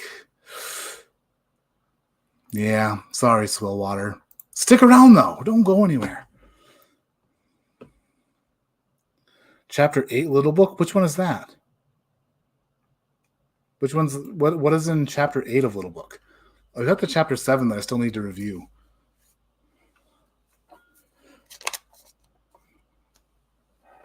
Spoiler alert, I don't like Chapter 7. I had a pen here.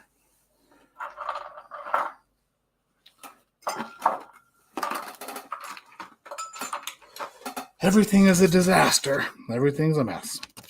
Let's see here. Let's do A for Ascot and B for bottle. That makes sense.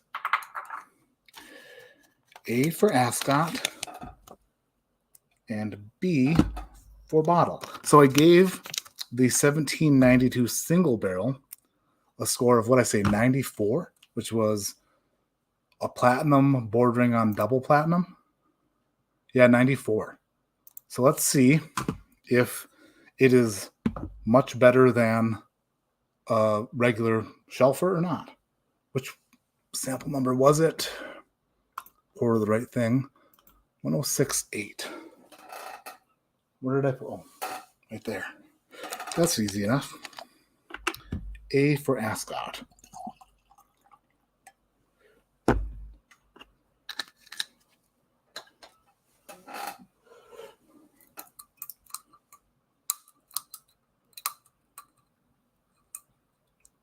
B for bottle. Are you ready? Are you ready, kids? Aye, aye, Captain. Let's go, girls. Or whatever Shania says. Oh. America. B for bottle.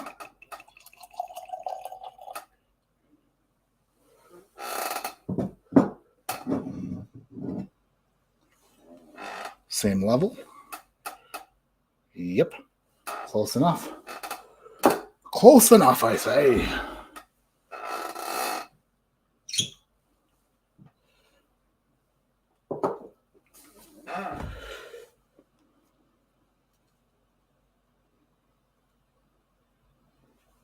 All right.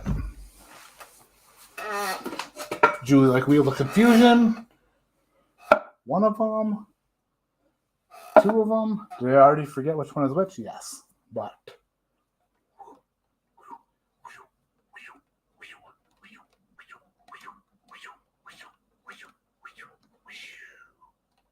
Comes to a stop. Trying to knock them over as we grab them. We got them. We got them good. All right.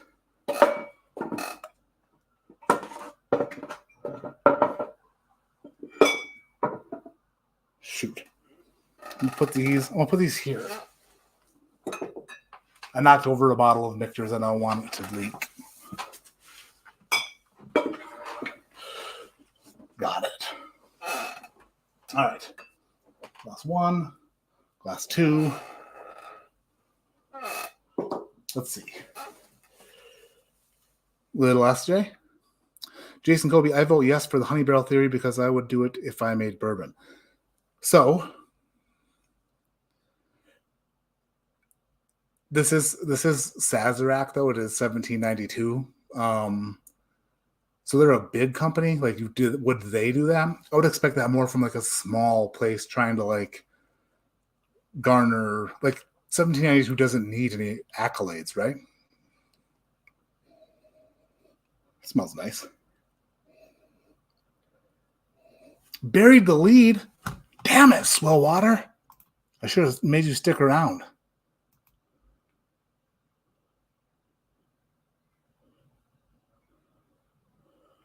Hey, Mojo's here. What's up, dude? Bless ups, brother. 2024 Booker's thoughts? I don't have one yet. It's not that I don't like Snickers, Jason. I just like other stuff more. Chapter 8 is a high rye bourbon blended with 6 ryes. High rye bourbon blend. Okay. I could get into that. Oh, lots of sirens out there.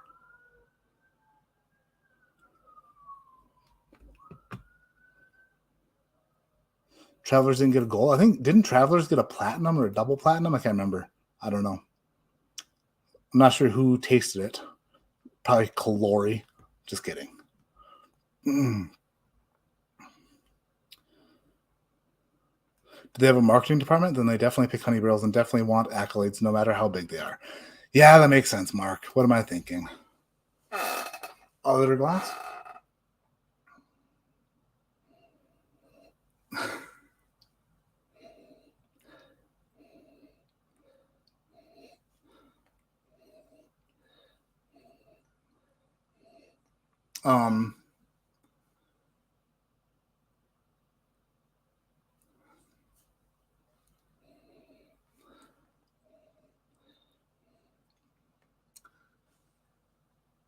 They smell different.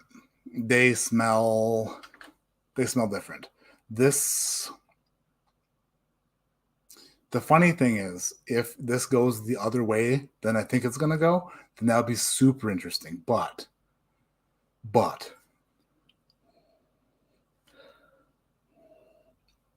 first glass I smelled, upon first smell, I was like, that smells very good. It's kind of like banana bready, like a little bit of, I picture like a cranberry bread. Like you get like a banana bread with like cranberries in it. Is that a thing? Probably not. Sounds good though. That's kind of what this was. It was a bit sharp. I did enjoy this, the smell. And I picked up this glass, and this glass smells like oak. This glass smells old. This glass smells like it's much older than this glass. So, I don't know. I'm going to taste the first one I smelled first. It does smell good, though. It smells really good.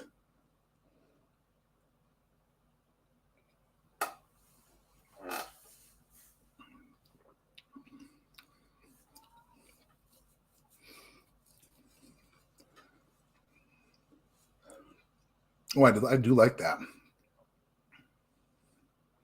That is very well rounded. It has a really good caramel base. It gets a bit sharp, like a bit pokey around like the sides of the tongue. So it's a bit sharp. It's not like, I said well-rounded. If I said well-rounded to begin with, that's how it started. The finish is a bit sharp. The finish is a bit jagged. It does some things that, I don't know if because it's a fresh, if that's the bottle, I got to give it a little bit of leeway because it is a fresh crack. And I know some of you don't believe in the neck pour, that bottles change after they open up, but I do believe that they settle down a little bit and tend to round out a little bit. This one does seem a bit jagged. I'm going to try to ignore that and just focus on flavor profile and finish, things like that. I'm going to ignore the sharpness of it.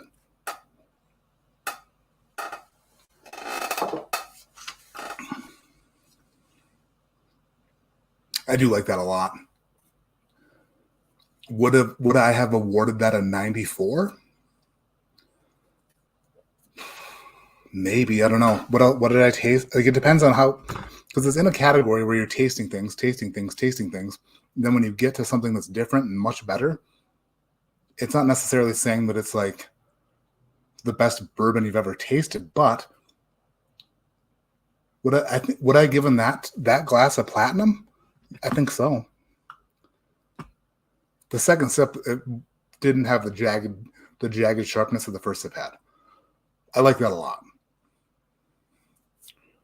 Am I, what do you call it? When you do something like am I protecting myself just in case this next glass doesn't taste as good as I think it's going to taste?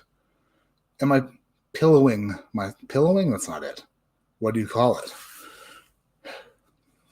I don't know. But I might be doing it. All right, let's go to the next glass. This one I thought smelled a lot older. This smells a lot older. That smells like a much more mature oaky bourbon. Like, that smells really good. Let's go for a sip. I honestly, let me say this. On the nose, glass 2 is far superior. I hope that it's the bottle, because that means there's more of it. That means they got a lot more of it. So I hope that this one's the bottle if it tastes as good as it smells.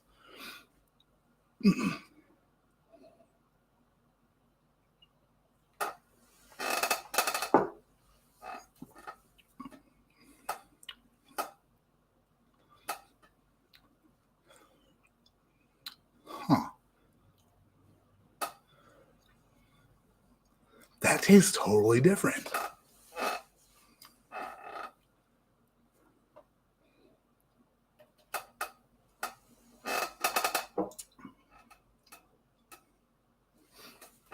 Glass 2 is my favorite. Glass 2 is,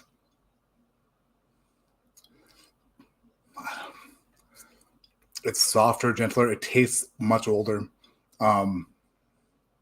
creamier, more delicate. Glass 2 is my jam. Please be the bottle. Please be B. Please be B.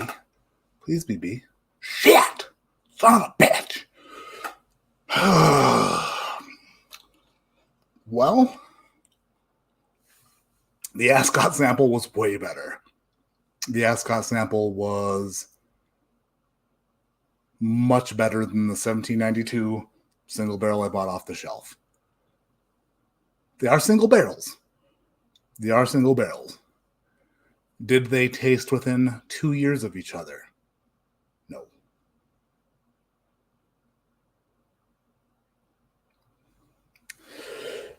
Eric Baldwin says, wait. A single barrel tasting totally different?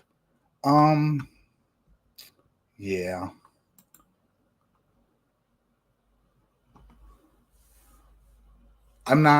Listen, I still won't say that they handpicked a barrel, but it'd be hard to argue. It'd be hard to argue that they didn't. It's just because I'm not going to accuse anybody of anything. I just wanted to see for myself, because I know that like Henry McKenna gets a lot of shit. Like, oh, they picked the best barrels. This.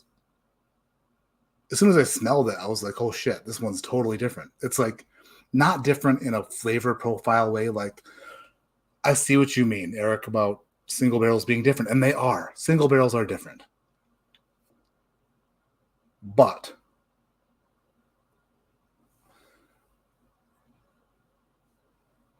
you wouldn't think that you'd buy a 1792 single barrel, taste it, and go,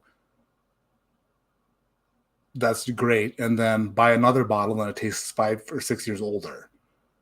That's kind of where we're at here. I think that this is a single barrel up to 10 years. This one tastes all of 10 years, where the other one tastes more like 5 or 6 years. That's all I'm saying. Store 1792 small batch versus Ascot sample 1792 small batch. I don't know if I got a 1792 small batch, I would, but it just made me think of it because it's a single barrel. It's like, oh, this is phenomenal. Let's do this.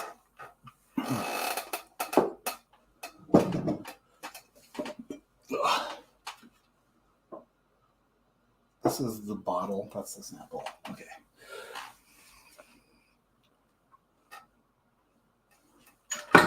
Oops. I am totally into making myself look like an idiot. I don't care if I look dumb. It's part of my thing. Like, America. If it turns out that I look stupid, it's just whiskey. But what I like to do is go in for seconds. Double down. Double check. That's what we're going to do.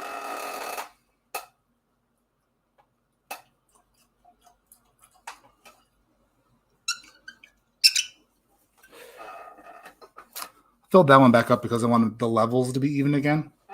That's got to be B. Yep. Okay. So we're going to go through the rest of the Ascot reveals, and then at the end of the stream, I'm going to see if I get the same results. If I get the same results.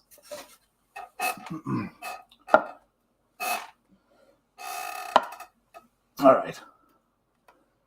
Because if I don't get the same results, that means I'm full of shit.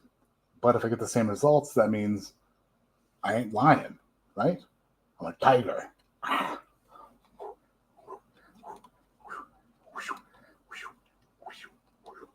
could do this all day. I could do it all day long.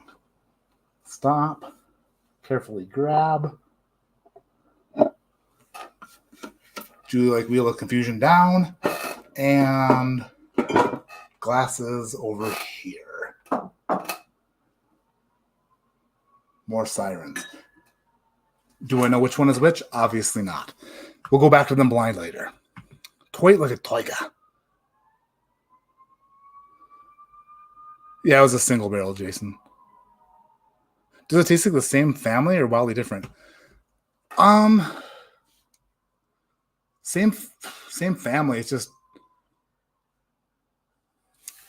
it'd be like it's not this drastic, but like a Sam Houston, it's like a Sam Houston 12 year versus the 1792 like bottled and bond kind of thing. Like there is, you could see as soon as I smelled the second glass, I was like, oh shit, this is the jam right here. So I don't know. Need to compare it all to Wild Turkey 101. A lot of people thought that I was saying that Wild Turkey 101 was my favorite whiskey.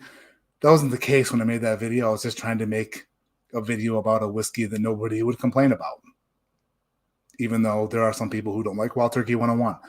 So I only got a couple complaints on the video. And I would have got away with it too if it wasn't for you metal and whiskey type shows, says Rack Marketing. How much does it cost to do a barrel pick or buy a barrel from a broker? It doesn't seem like this information is readily available for people not in the industry. It's because buying a barrel from a broker, I don't know. I mean, this is what I do for a living, and I've never spoken to a barrel broker about barrels. I don't think that they would work with an individual just to buy a barrel, unless you're working with like some rookie broker. I don't know. So I think that you can kind of do the math a little bit. Like,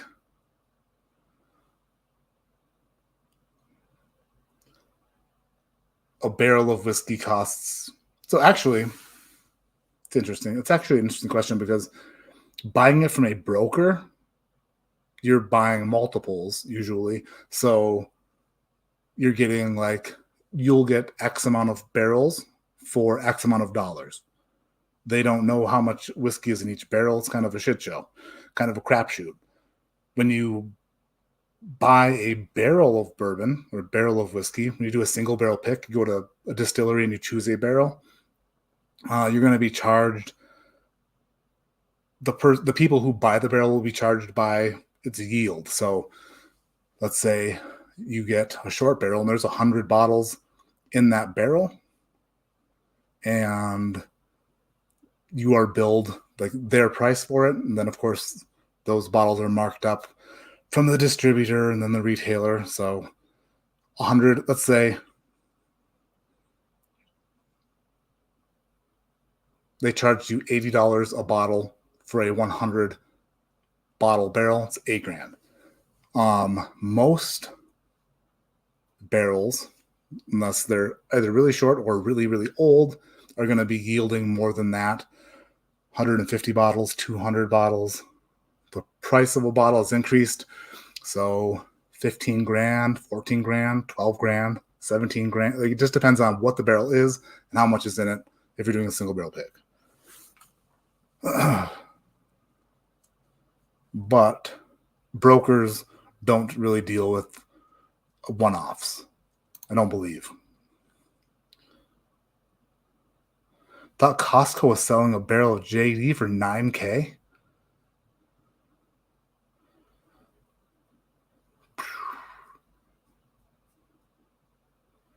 Well, let's think of it. If it's a barrel, let's say it's a barrel. It's that barrel proof. A typical barrel of Jack Daniels, let's say, is between let's say 6 years old, 6 or 7 years old. If it's stored in a normal spot in the warehouses, gonna get 180 to 200 bottles typically. I mean, let's say 200 for even math. 200 for even math. Like, just to say,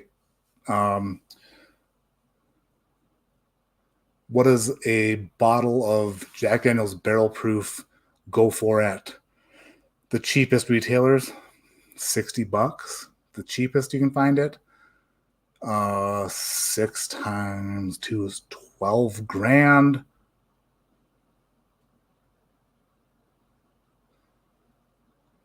Minus, the markups. That seems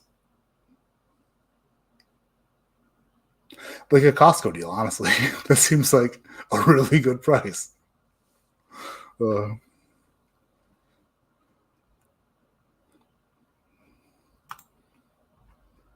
But here's the thing. If Costco is selling it for $9K, it had to go through a distributor. It still had to go through a distributor. And then, so the distributor has to make money. And then they sell it to Costco, and Costco has to make money. How much money are they? I mean, even if they're making pennies on it, that seems like a steal of a deal. Because that seems more like what they would sell it maybe to the distributor for. I don't know. I'm not like, I really honestly don't know. I've never been that deep on that side of it. So it just seems like, unless they know it's a really short barrel, or they know how much is in it, or it's empty. All right, let's see. Where was I? Okay, we just did the single barrel bourbons up to 10 years old. We are 2+ hours deep in this live stream, and I have not gotten past that. Son of a bitch, man. Let's do this one. Should we start up here? Let's start up here. All right. We will end with small batch bourbons 11 years and older. So we will start with straight bourbon. There's a bunch of these. So let's do this. Are there any in my box?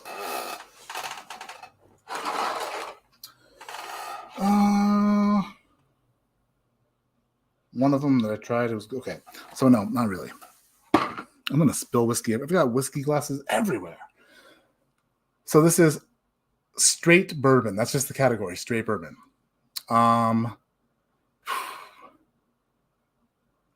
Wow, there were porter. I got picky on these. You could say that without 1, 2, 3, 4, 5, 6, 7.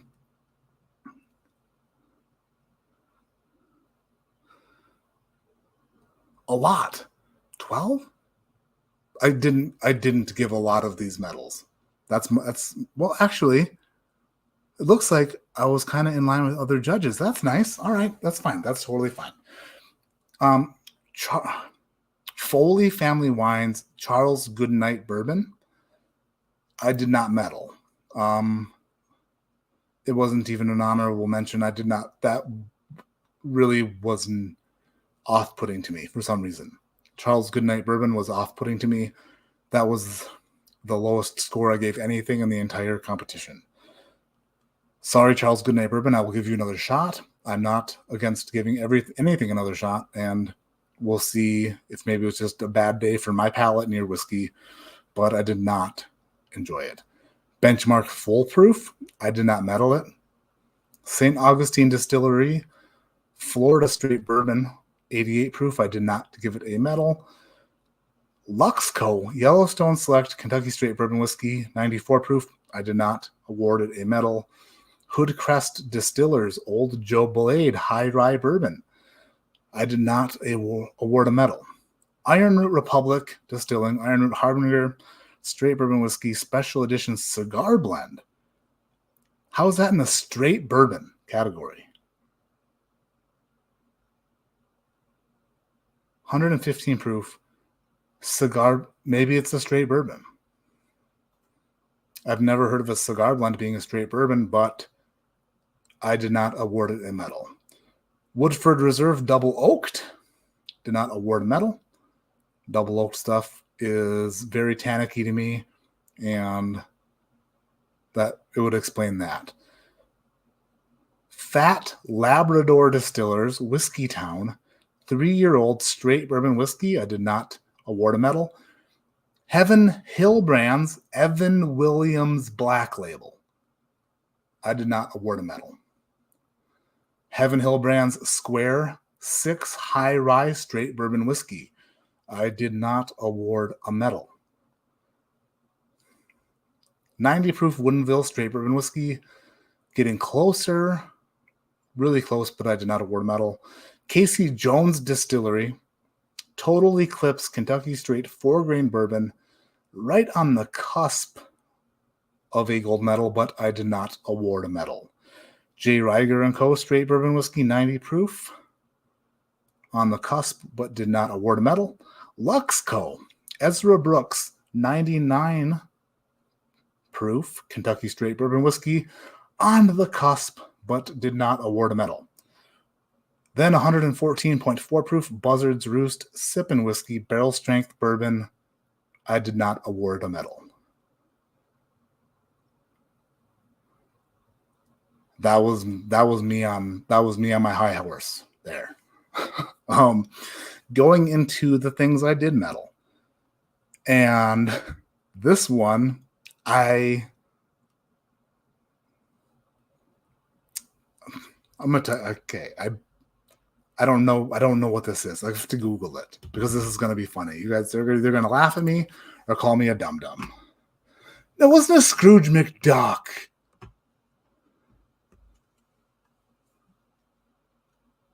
It wasn't a Scrooge McDuck. Listen. Would you rather me give everything medals? I could do it. I could just give everything medals. I don't want to, though.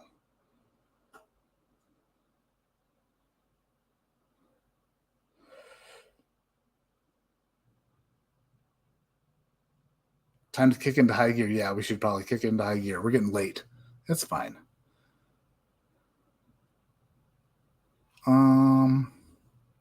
Scrooge McDuck. Come on. Fingerprint does match. It's my finger. Whoops.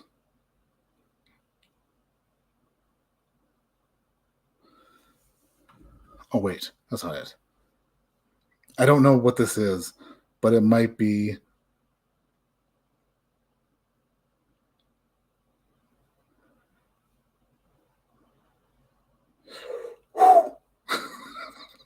What the...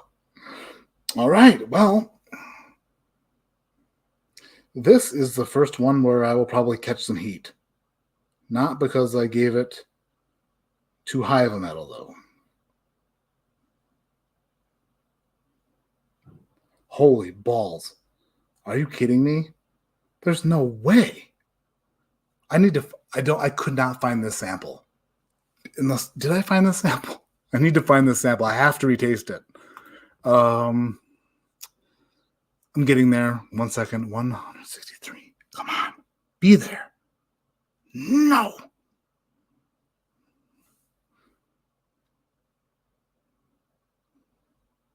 I must have tasted this in a weird order. All right. With a score of 80, which is a gold medal. I awarded it a gold medal at least. Was it bordering on not receiving a medal? Yes. If I gave it a 79, I would not have received a medal. But I gave it an 80. It is a 120 proof straight bourbon from Heaven Hill Brands.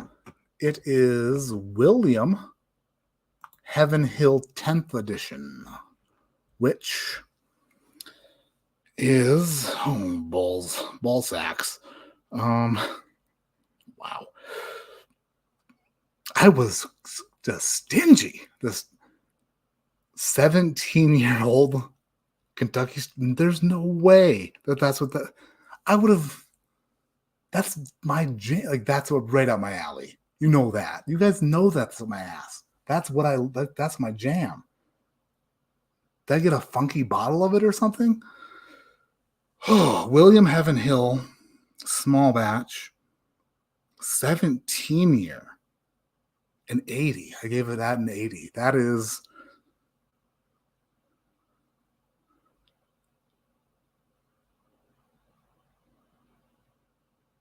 Huh. It also depends on what you drank before the sample. No way to really clear the palate. Yeah, and, well, Eric, I appreciate the out here. If that's the case, I don't have any business judging, so I can't say that. This was the largest group of tasting. This was the largest group. So This was the most I tasted all at once. I need to be able. I might have poured that. It's got to be around here somewhere. It must be, but I can't find it. Just because it's old doesn't make it good. I know, Jason, but I love old Heaven Hill stuff. I love, like, that should have been. I want to find the sample because I want to taste it again to see, like, if I was just wrong on that day or if it actually isn't like something. An 80 means like I thought about it. I thought about not meddling it. So that's weird to me. Sheesh. A little birdie told me Barrel King might be getting 11-year barrels tomorrow. That sounds like fun. Say the sample is right after the Amberana sample. Well, no, because good point. Because it could have come after. Let's look at it.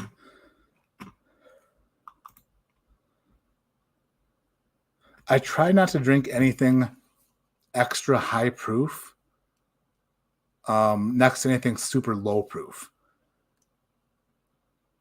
So I try to spread it out a little bit. But in order, I wonder, maybe I tasted it right after the iron root. Maybe that would do it if I tasted it immediately after tasting the iron root. But then again, that's not very becoming of a judge, is it? So I will take the heat and say my score was lower than the average of the other judges, but not by a ton. It wasn't like I was 15 points away from other judges. We were somewhat close. We're in the same medal range. Most judges gave it a high gold medal. I gave it a low gold medal. Anyway, moving on from that. Brothers Bond Bourbon. Brothers Bond Original Cask Strength Straight Bourbon Whiskey. I awarded a gold medal. Pinhook Straight Bourbon, 98 proof. I awarded a gold medal. Foregate Calvin 60, 125.6 proof. I awarded a gold medal. Deutsch Family Wine and Spirits Redemption High Rye Bourbon, 92 proof, a gold medal. Kentucky Peerless Distilling Company High Rye Bourbon, 111.5 proof. I awarded a gold medal. I just lost my spot. Here it is. Heaven Hill Bottled and Bond, a gold medal. Woodford Reserve Bourbon, just their standard bourbon, a gold medal. McTavish Spirits, the War Chief 7-year bottle. McTavish Spirits, the War Chief 7-year bottled and bond bourbon, a gold medal. Old Glory Distilling Co., Old Glory Bourbon bottled and bond, 85, a gold medal.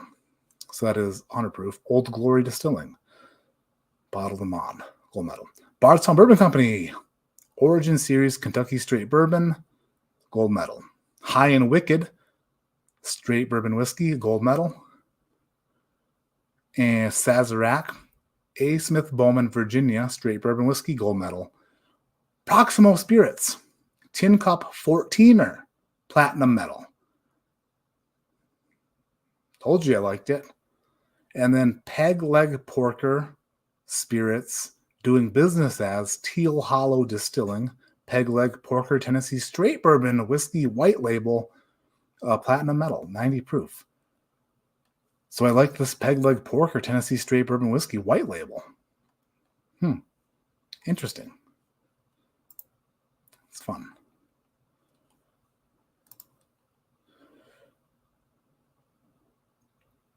Adam McIntyre, cheers, man. Hope you're having a great night. Congrats on 11 years. Thank you very much.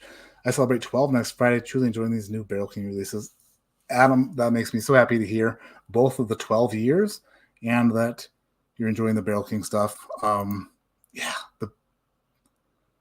don't know. Everybody who tries these Barrel King releases, I honestly just keep hearing great things, and that makes me so happy. Timothy, I'd laugh so hard if they stuck a gold Ascot sticker on a William Heavenhill 17. Yeah. How did your score compare to what was awarded? So I don't know what was awarded. All I know is an average score. And I know that a lot of times they drop like the low and high score. So I'm imagining it received between a gold and the platinum. But I don't have that information on hand. Grant McTavish, man, if so, what bodes well for... Who is this? Who's Graham McTavish? Who is that?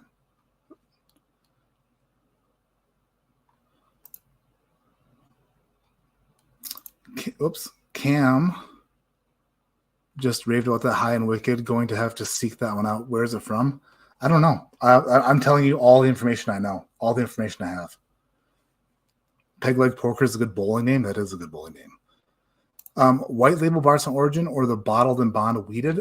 I don't know, Mark, but okay. I don't think it's weeded because it's not in a weeded category, but I don't think that really matters. This is just in the straight bourbon category. There is a weeded bourbon category, so I would think that the Bardstown weeded would be in that one. Jason Cody, my 85 and Batch to the Future arrive on the 18th. I'm stoked. Your 81 is half killed on my first night. So good. Awesome. Hopefully you love the 85 as well. It's a little bit softer, but super sweet and super crushable. Spicy Water Barrel King is my new yardstick for how much I want to spend on other whiskey. It's incredible whiskey and an incredible value. I love hearing that too.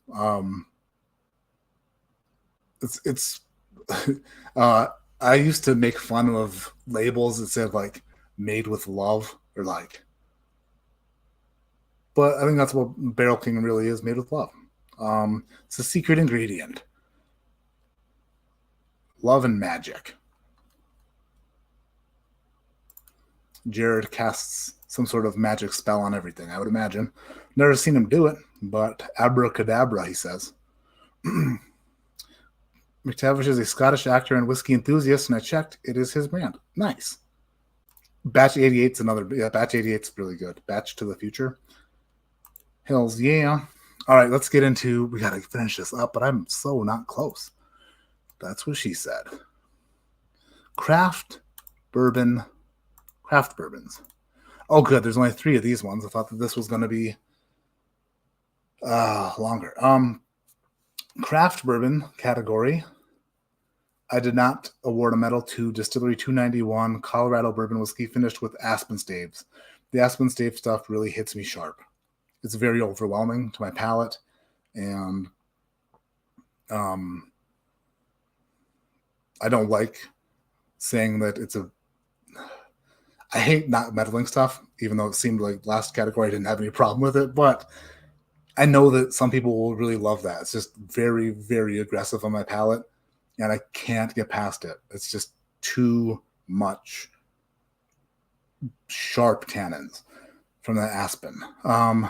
A gold medal I awarded to Starlight Distillery Carl T. Toasted Series Double Oak Bourbon Whiskey.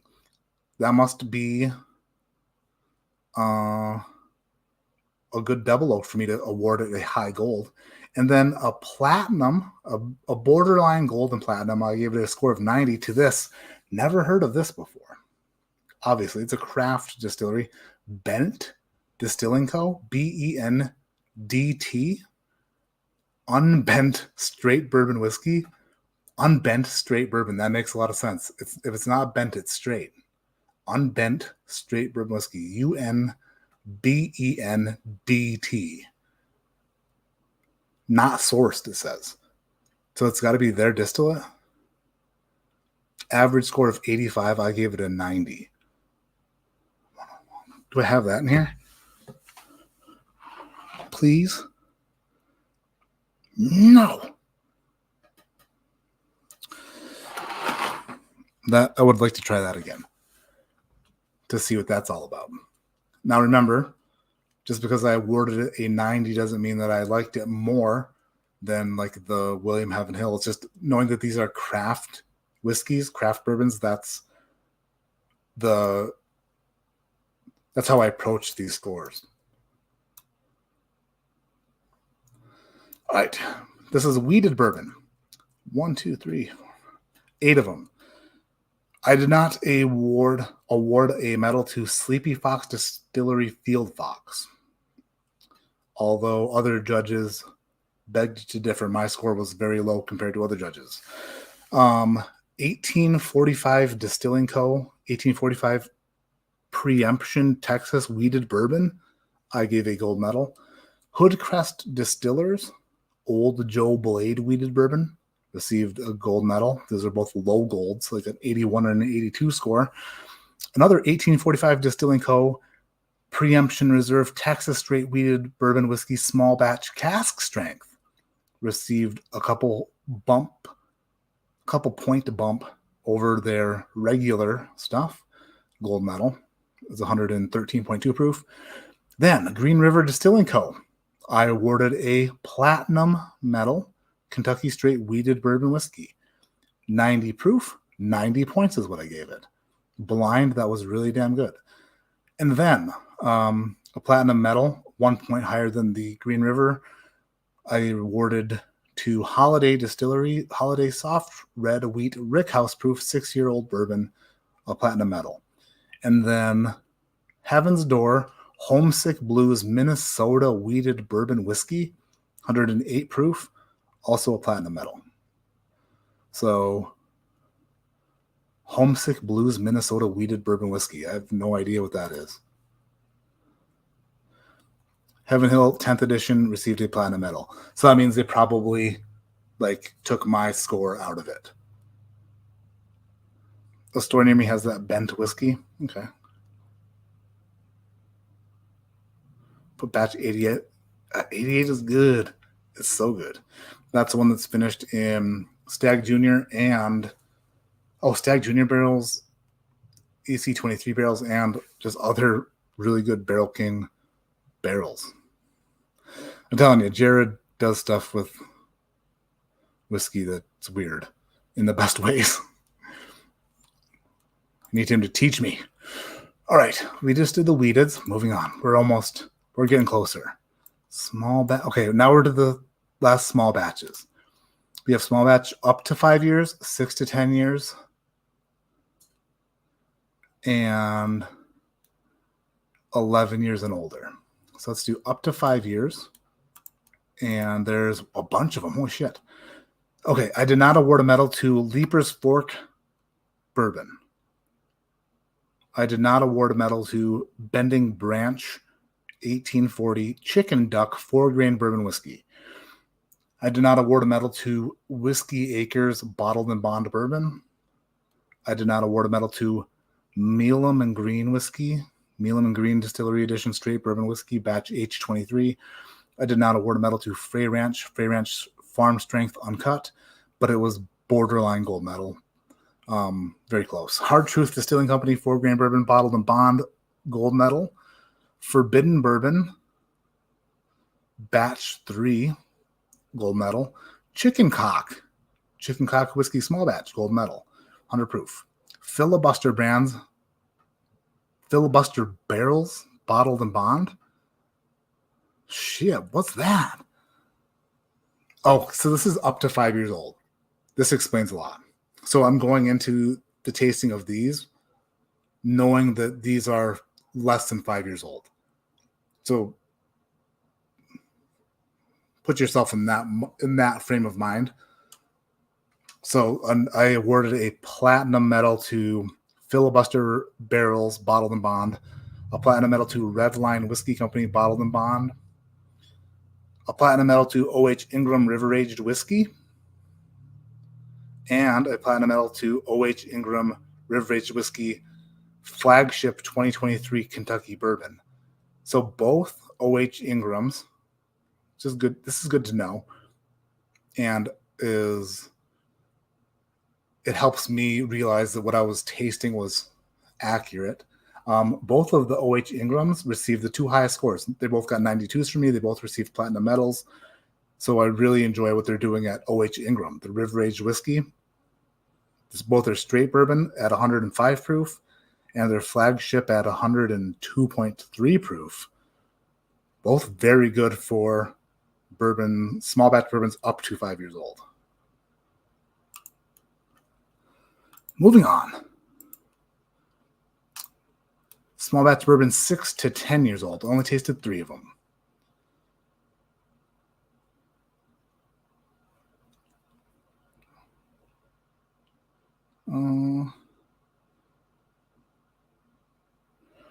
Converting your Ascot scores to your scoring, would you say gold? No, Eric, that's no, because when I'm scoring stuff on my channel, it's all in one basket. Like, I'm not breaking it down into categories. I'm not saying like bourbon 6 to 10 years, bourbon 10 years or older, right? Like, I'm not breaking them into categories. So you can't, and the Ascots, like a bourbon up to 5 years old that receives a platinum medal, it receives a score of 90, is not the same as a bourbon 10 plus years old that receives a score of 90. If I tasted those side by side, on my channel, those would receive vastly different scores. My flavor profile, what I enjoy more, my score in my channel is all in one. On the Ascots, they're broken down into categories, so to receive a double platinum on the Ascots, for me, it really has to wow me. It has to make me sit back and go, shit, that's a double platinum deserving whiskey. So I don't know how I would correlate those, but it would not be easy. I was surprised how good O.H. Ingram was. Had low expectations going into the tasting of it. Yeah, I had low expectations with 5-year and younger whiskey, but they turned out really well. All right. Small batch bourbon, 6 to 10 years old. I tasted 3. A gold medal awarded to Bowman Brothers Small Batch Virginia Straight Bourbon Whiskey, 90 proof. A gold medal awarded to Kentucky Senator Spirits LLC, 107 proof. Release number 4, John Sherman Cooper. A high gold is what I gave it. And then a platinum medal, a 91 score, to Sealbox Private Reserve 9-year Kentucky Straight Bourbon, which was 131.2 proof. So a 9-year, 131.2 proof. In a category 6 to 10 years old, yeah, a 9-year, 131.2 proof Kentucky Straight Bourbon will probably do really well, and it did.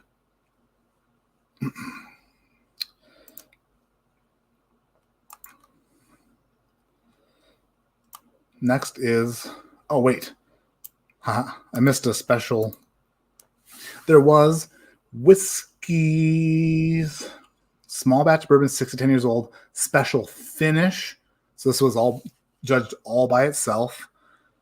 A gold medal to the average score was gold. My score was 90. So my score, I awarded a platinum medal to Dark Arts Whiskey House. Small batch bourbon, 6 to 10 years old, special finish, toasted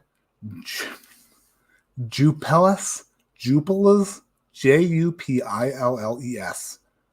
I have no idea what the hell this is.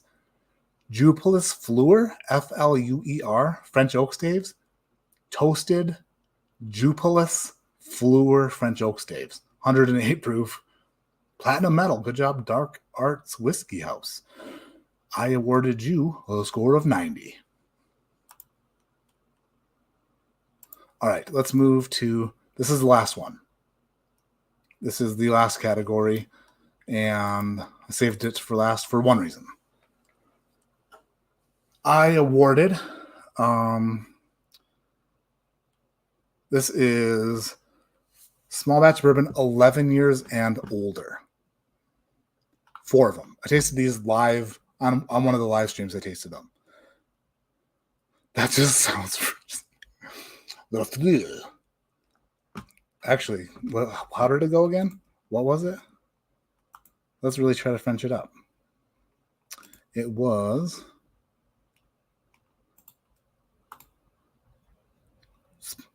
toasted Jupiters, 3 French oysters. Nailed it. All right, so 1, 2, 3, 4 samples of small batch bourbon, 11 years and older. Receiving a platinum, bordering on double platinum, a score of 94.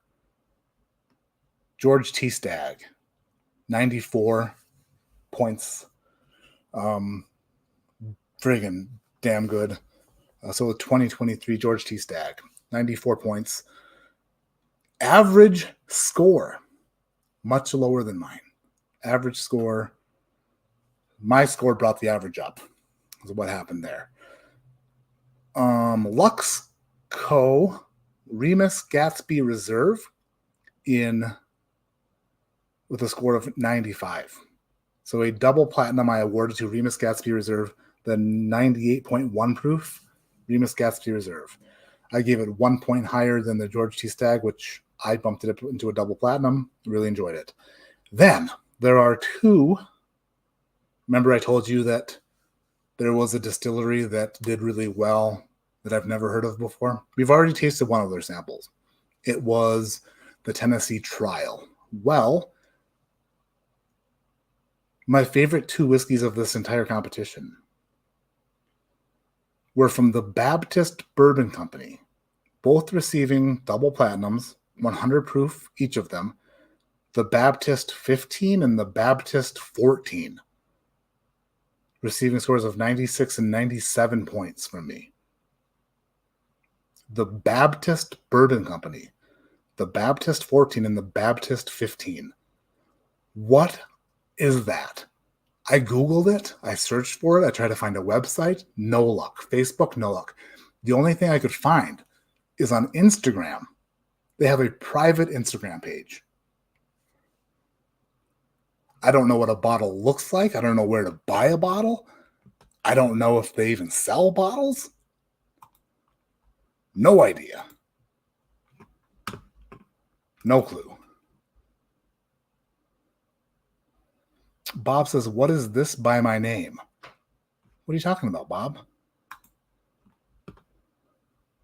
Oh, you were awarded someone bought you a membership, Bob. An ADHD Whiskey membership. I think it's contagious. The Secret Bourbon Society. Yeah, you were gifted a membership. Jupiler's Fleur is a type of toasting of the barrels usually used for wine, a medium slow toast. Thank you, Michael. Smart. Super smart. Jupiler's. Jupiler's. Jupiler's. Jupiler's. I wish he'd French it out, Spicy.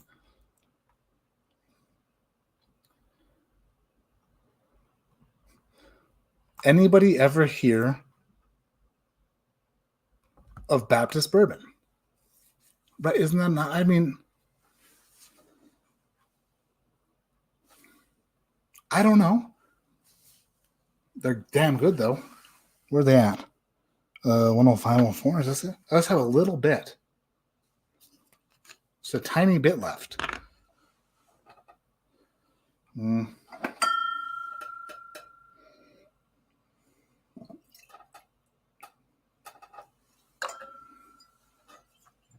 It's a beaker.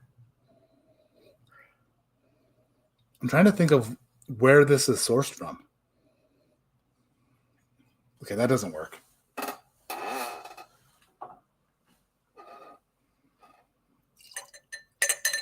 Trying to put my finger on where it's sourced from.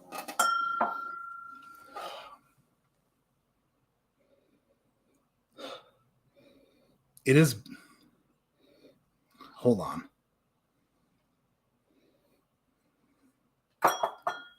Because it smells like heritage, phenomenal, like really damn good.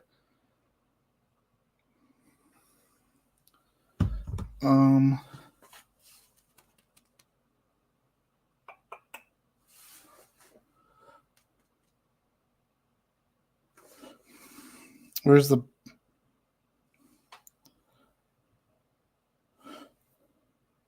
Where the hell did I put that? Oh, right here. This is the George T. Stagg sample. Shit. I'm having another glass. I have lots of glasses. What am I talking about?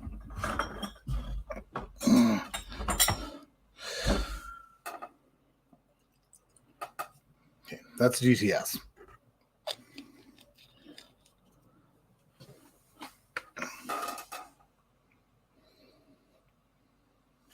I just want to compare the noses a little bit. Elijah Craig was a Baptist minister. Yeah, if you Google Baptist bourbon, all you see is Elijah Craig stuff. I got a lot. Right, Jason? I was gonna try to find their stuff and buy it all up before I had this live stream, but I can't find it at all.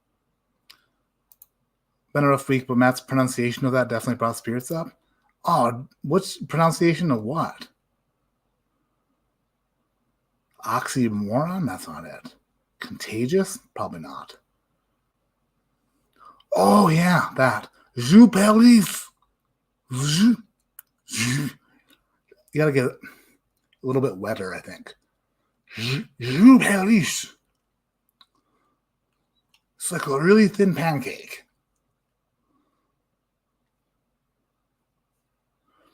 My neighbor... I don't even want to read this out loud.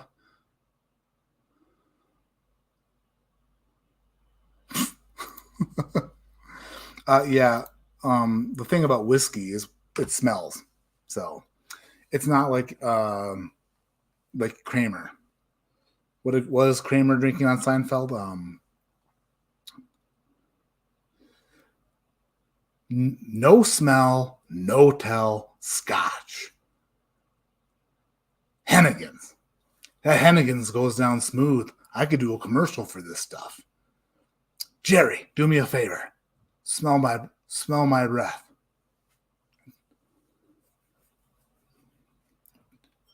Can you tell if I've been... what does he say? Can you... Just a good show. If you've never seen my two favorite Seinfeld scenes, Hennigan's and when Jerry tries to rent a car and they don't have his car. Bob Glass, let's go bowling. Hell yeah. Crepe? It's a crepe Suzette. Okay, no, these are different. I wondered if the Baptist was Buffalo Trace distillate. It's not as cherry. It's a little bit funkier. I wonder what the hell that is. The funny thing is, they put their small batch bourbon into a competition, but they have no social presence except for a private Instagram page. And I requested to be their friend, and they just left me unrequested. I gave you double platinums, 3 of them, or at least 2. I think 3. Their American whiskey and their 2 bourbons. All right, down the hatch.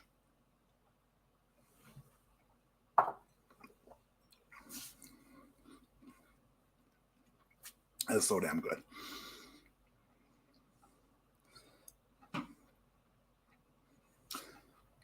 I did score it higher than other judges, though.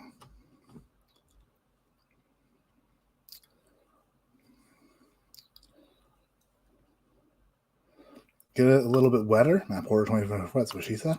Oh, Mark, you gross. You're so gross, Mark. Head out of the gutter, Mark. A little research on Baptist Bourbon Co. Seems to be registered in Woodinville, Washington, and was incorporated in March of 2024. So they incorporated it right before they sent the samples in? That's wild.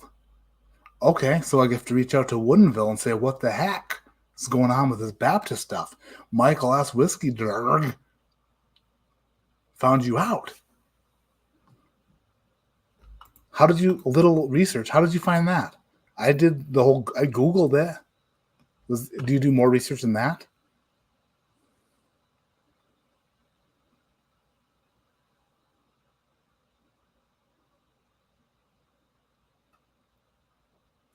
Oh, no, the soup Nazi scene?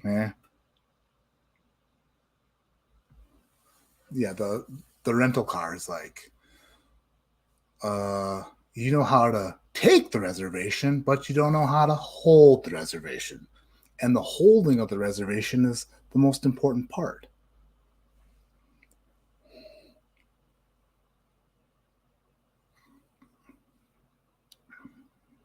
I think Seinfeld's kind of a dick, though, isn't he? Like the actual guy. I honestly prefer that Baptist bourbon stuff at 100 proof over the George C. Stagg at 135, which says a lot. The George C. Stagg is a little bit sharp for some reason. I don't know why. I mean, I've got a bottle of it. I've freaking got a bottle of it. And it's not. It's fantastic. It's a friggin' bordering a double platinum pour. But the Baptist stuff, I wish I knew more about it. Nobody knows. It's just Woodinville. That means it's related. I mean, it kind of has to, right? Baptist Bourbon Co. Google BBC. You'll find out all you need. Eric, don't you anybody Google BBC. Don't do it. Eric, you son of a bitch.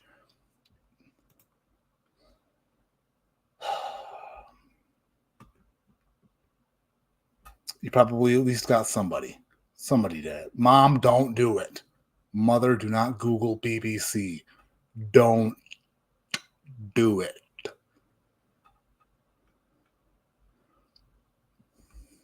Mom, go to bed. That's it. That's going to do it for this video, or this live stream. We went through all of them. Oh, wait, no, I got to do this again. Ouch, my legs. Thanks, Mom. All right.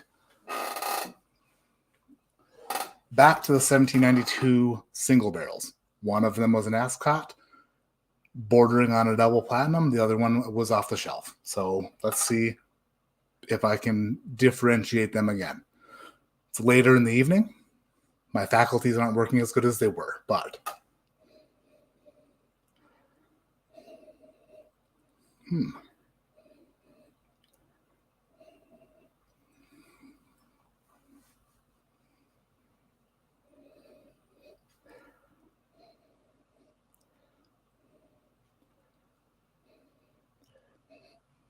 brighter, I believe.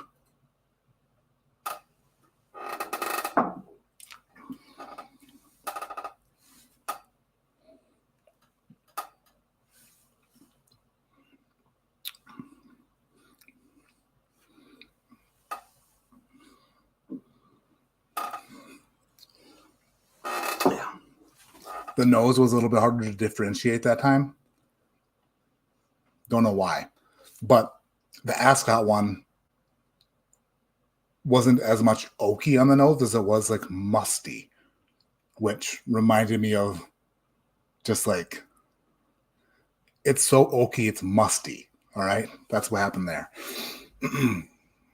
Don't you do it. Dave, you shush your mouth.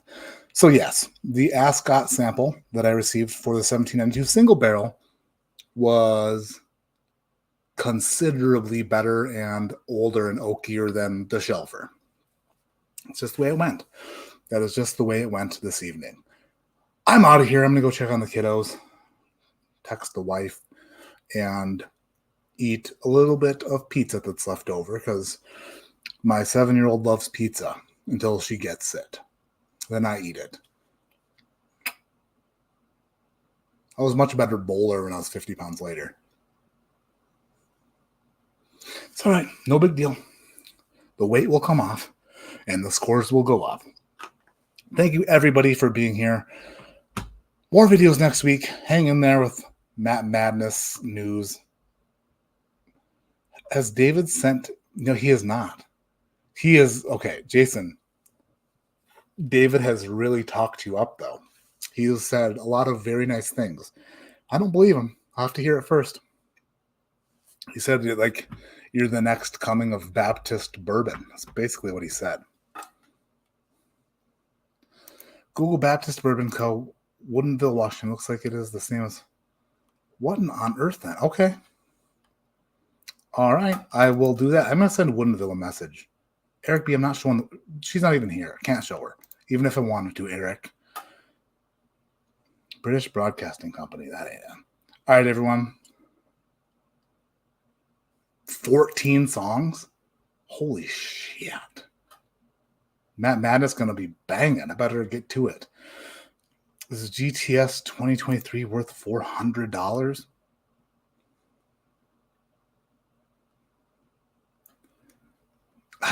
It's impossible for me to say.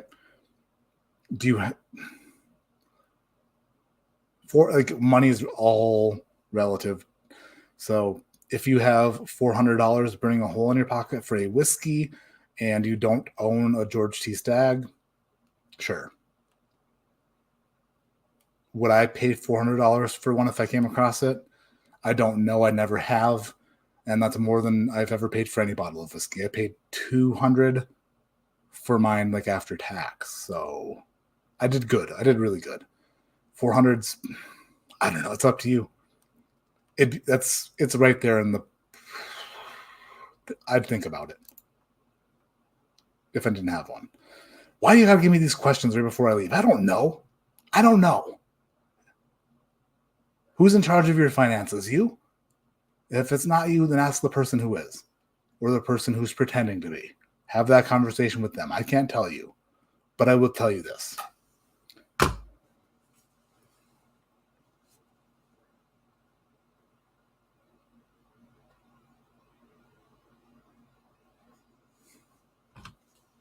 It's a secret. Never mind. I was going to tell you, but it's a secret. Was it actually a secret, or could I just not think of anything to say? You'll never know. Good night, everybody. Love you. See you next week, and talk to you soon. Boxer Briefs, Michael.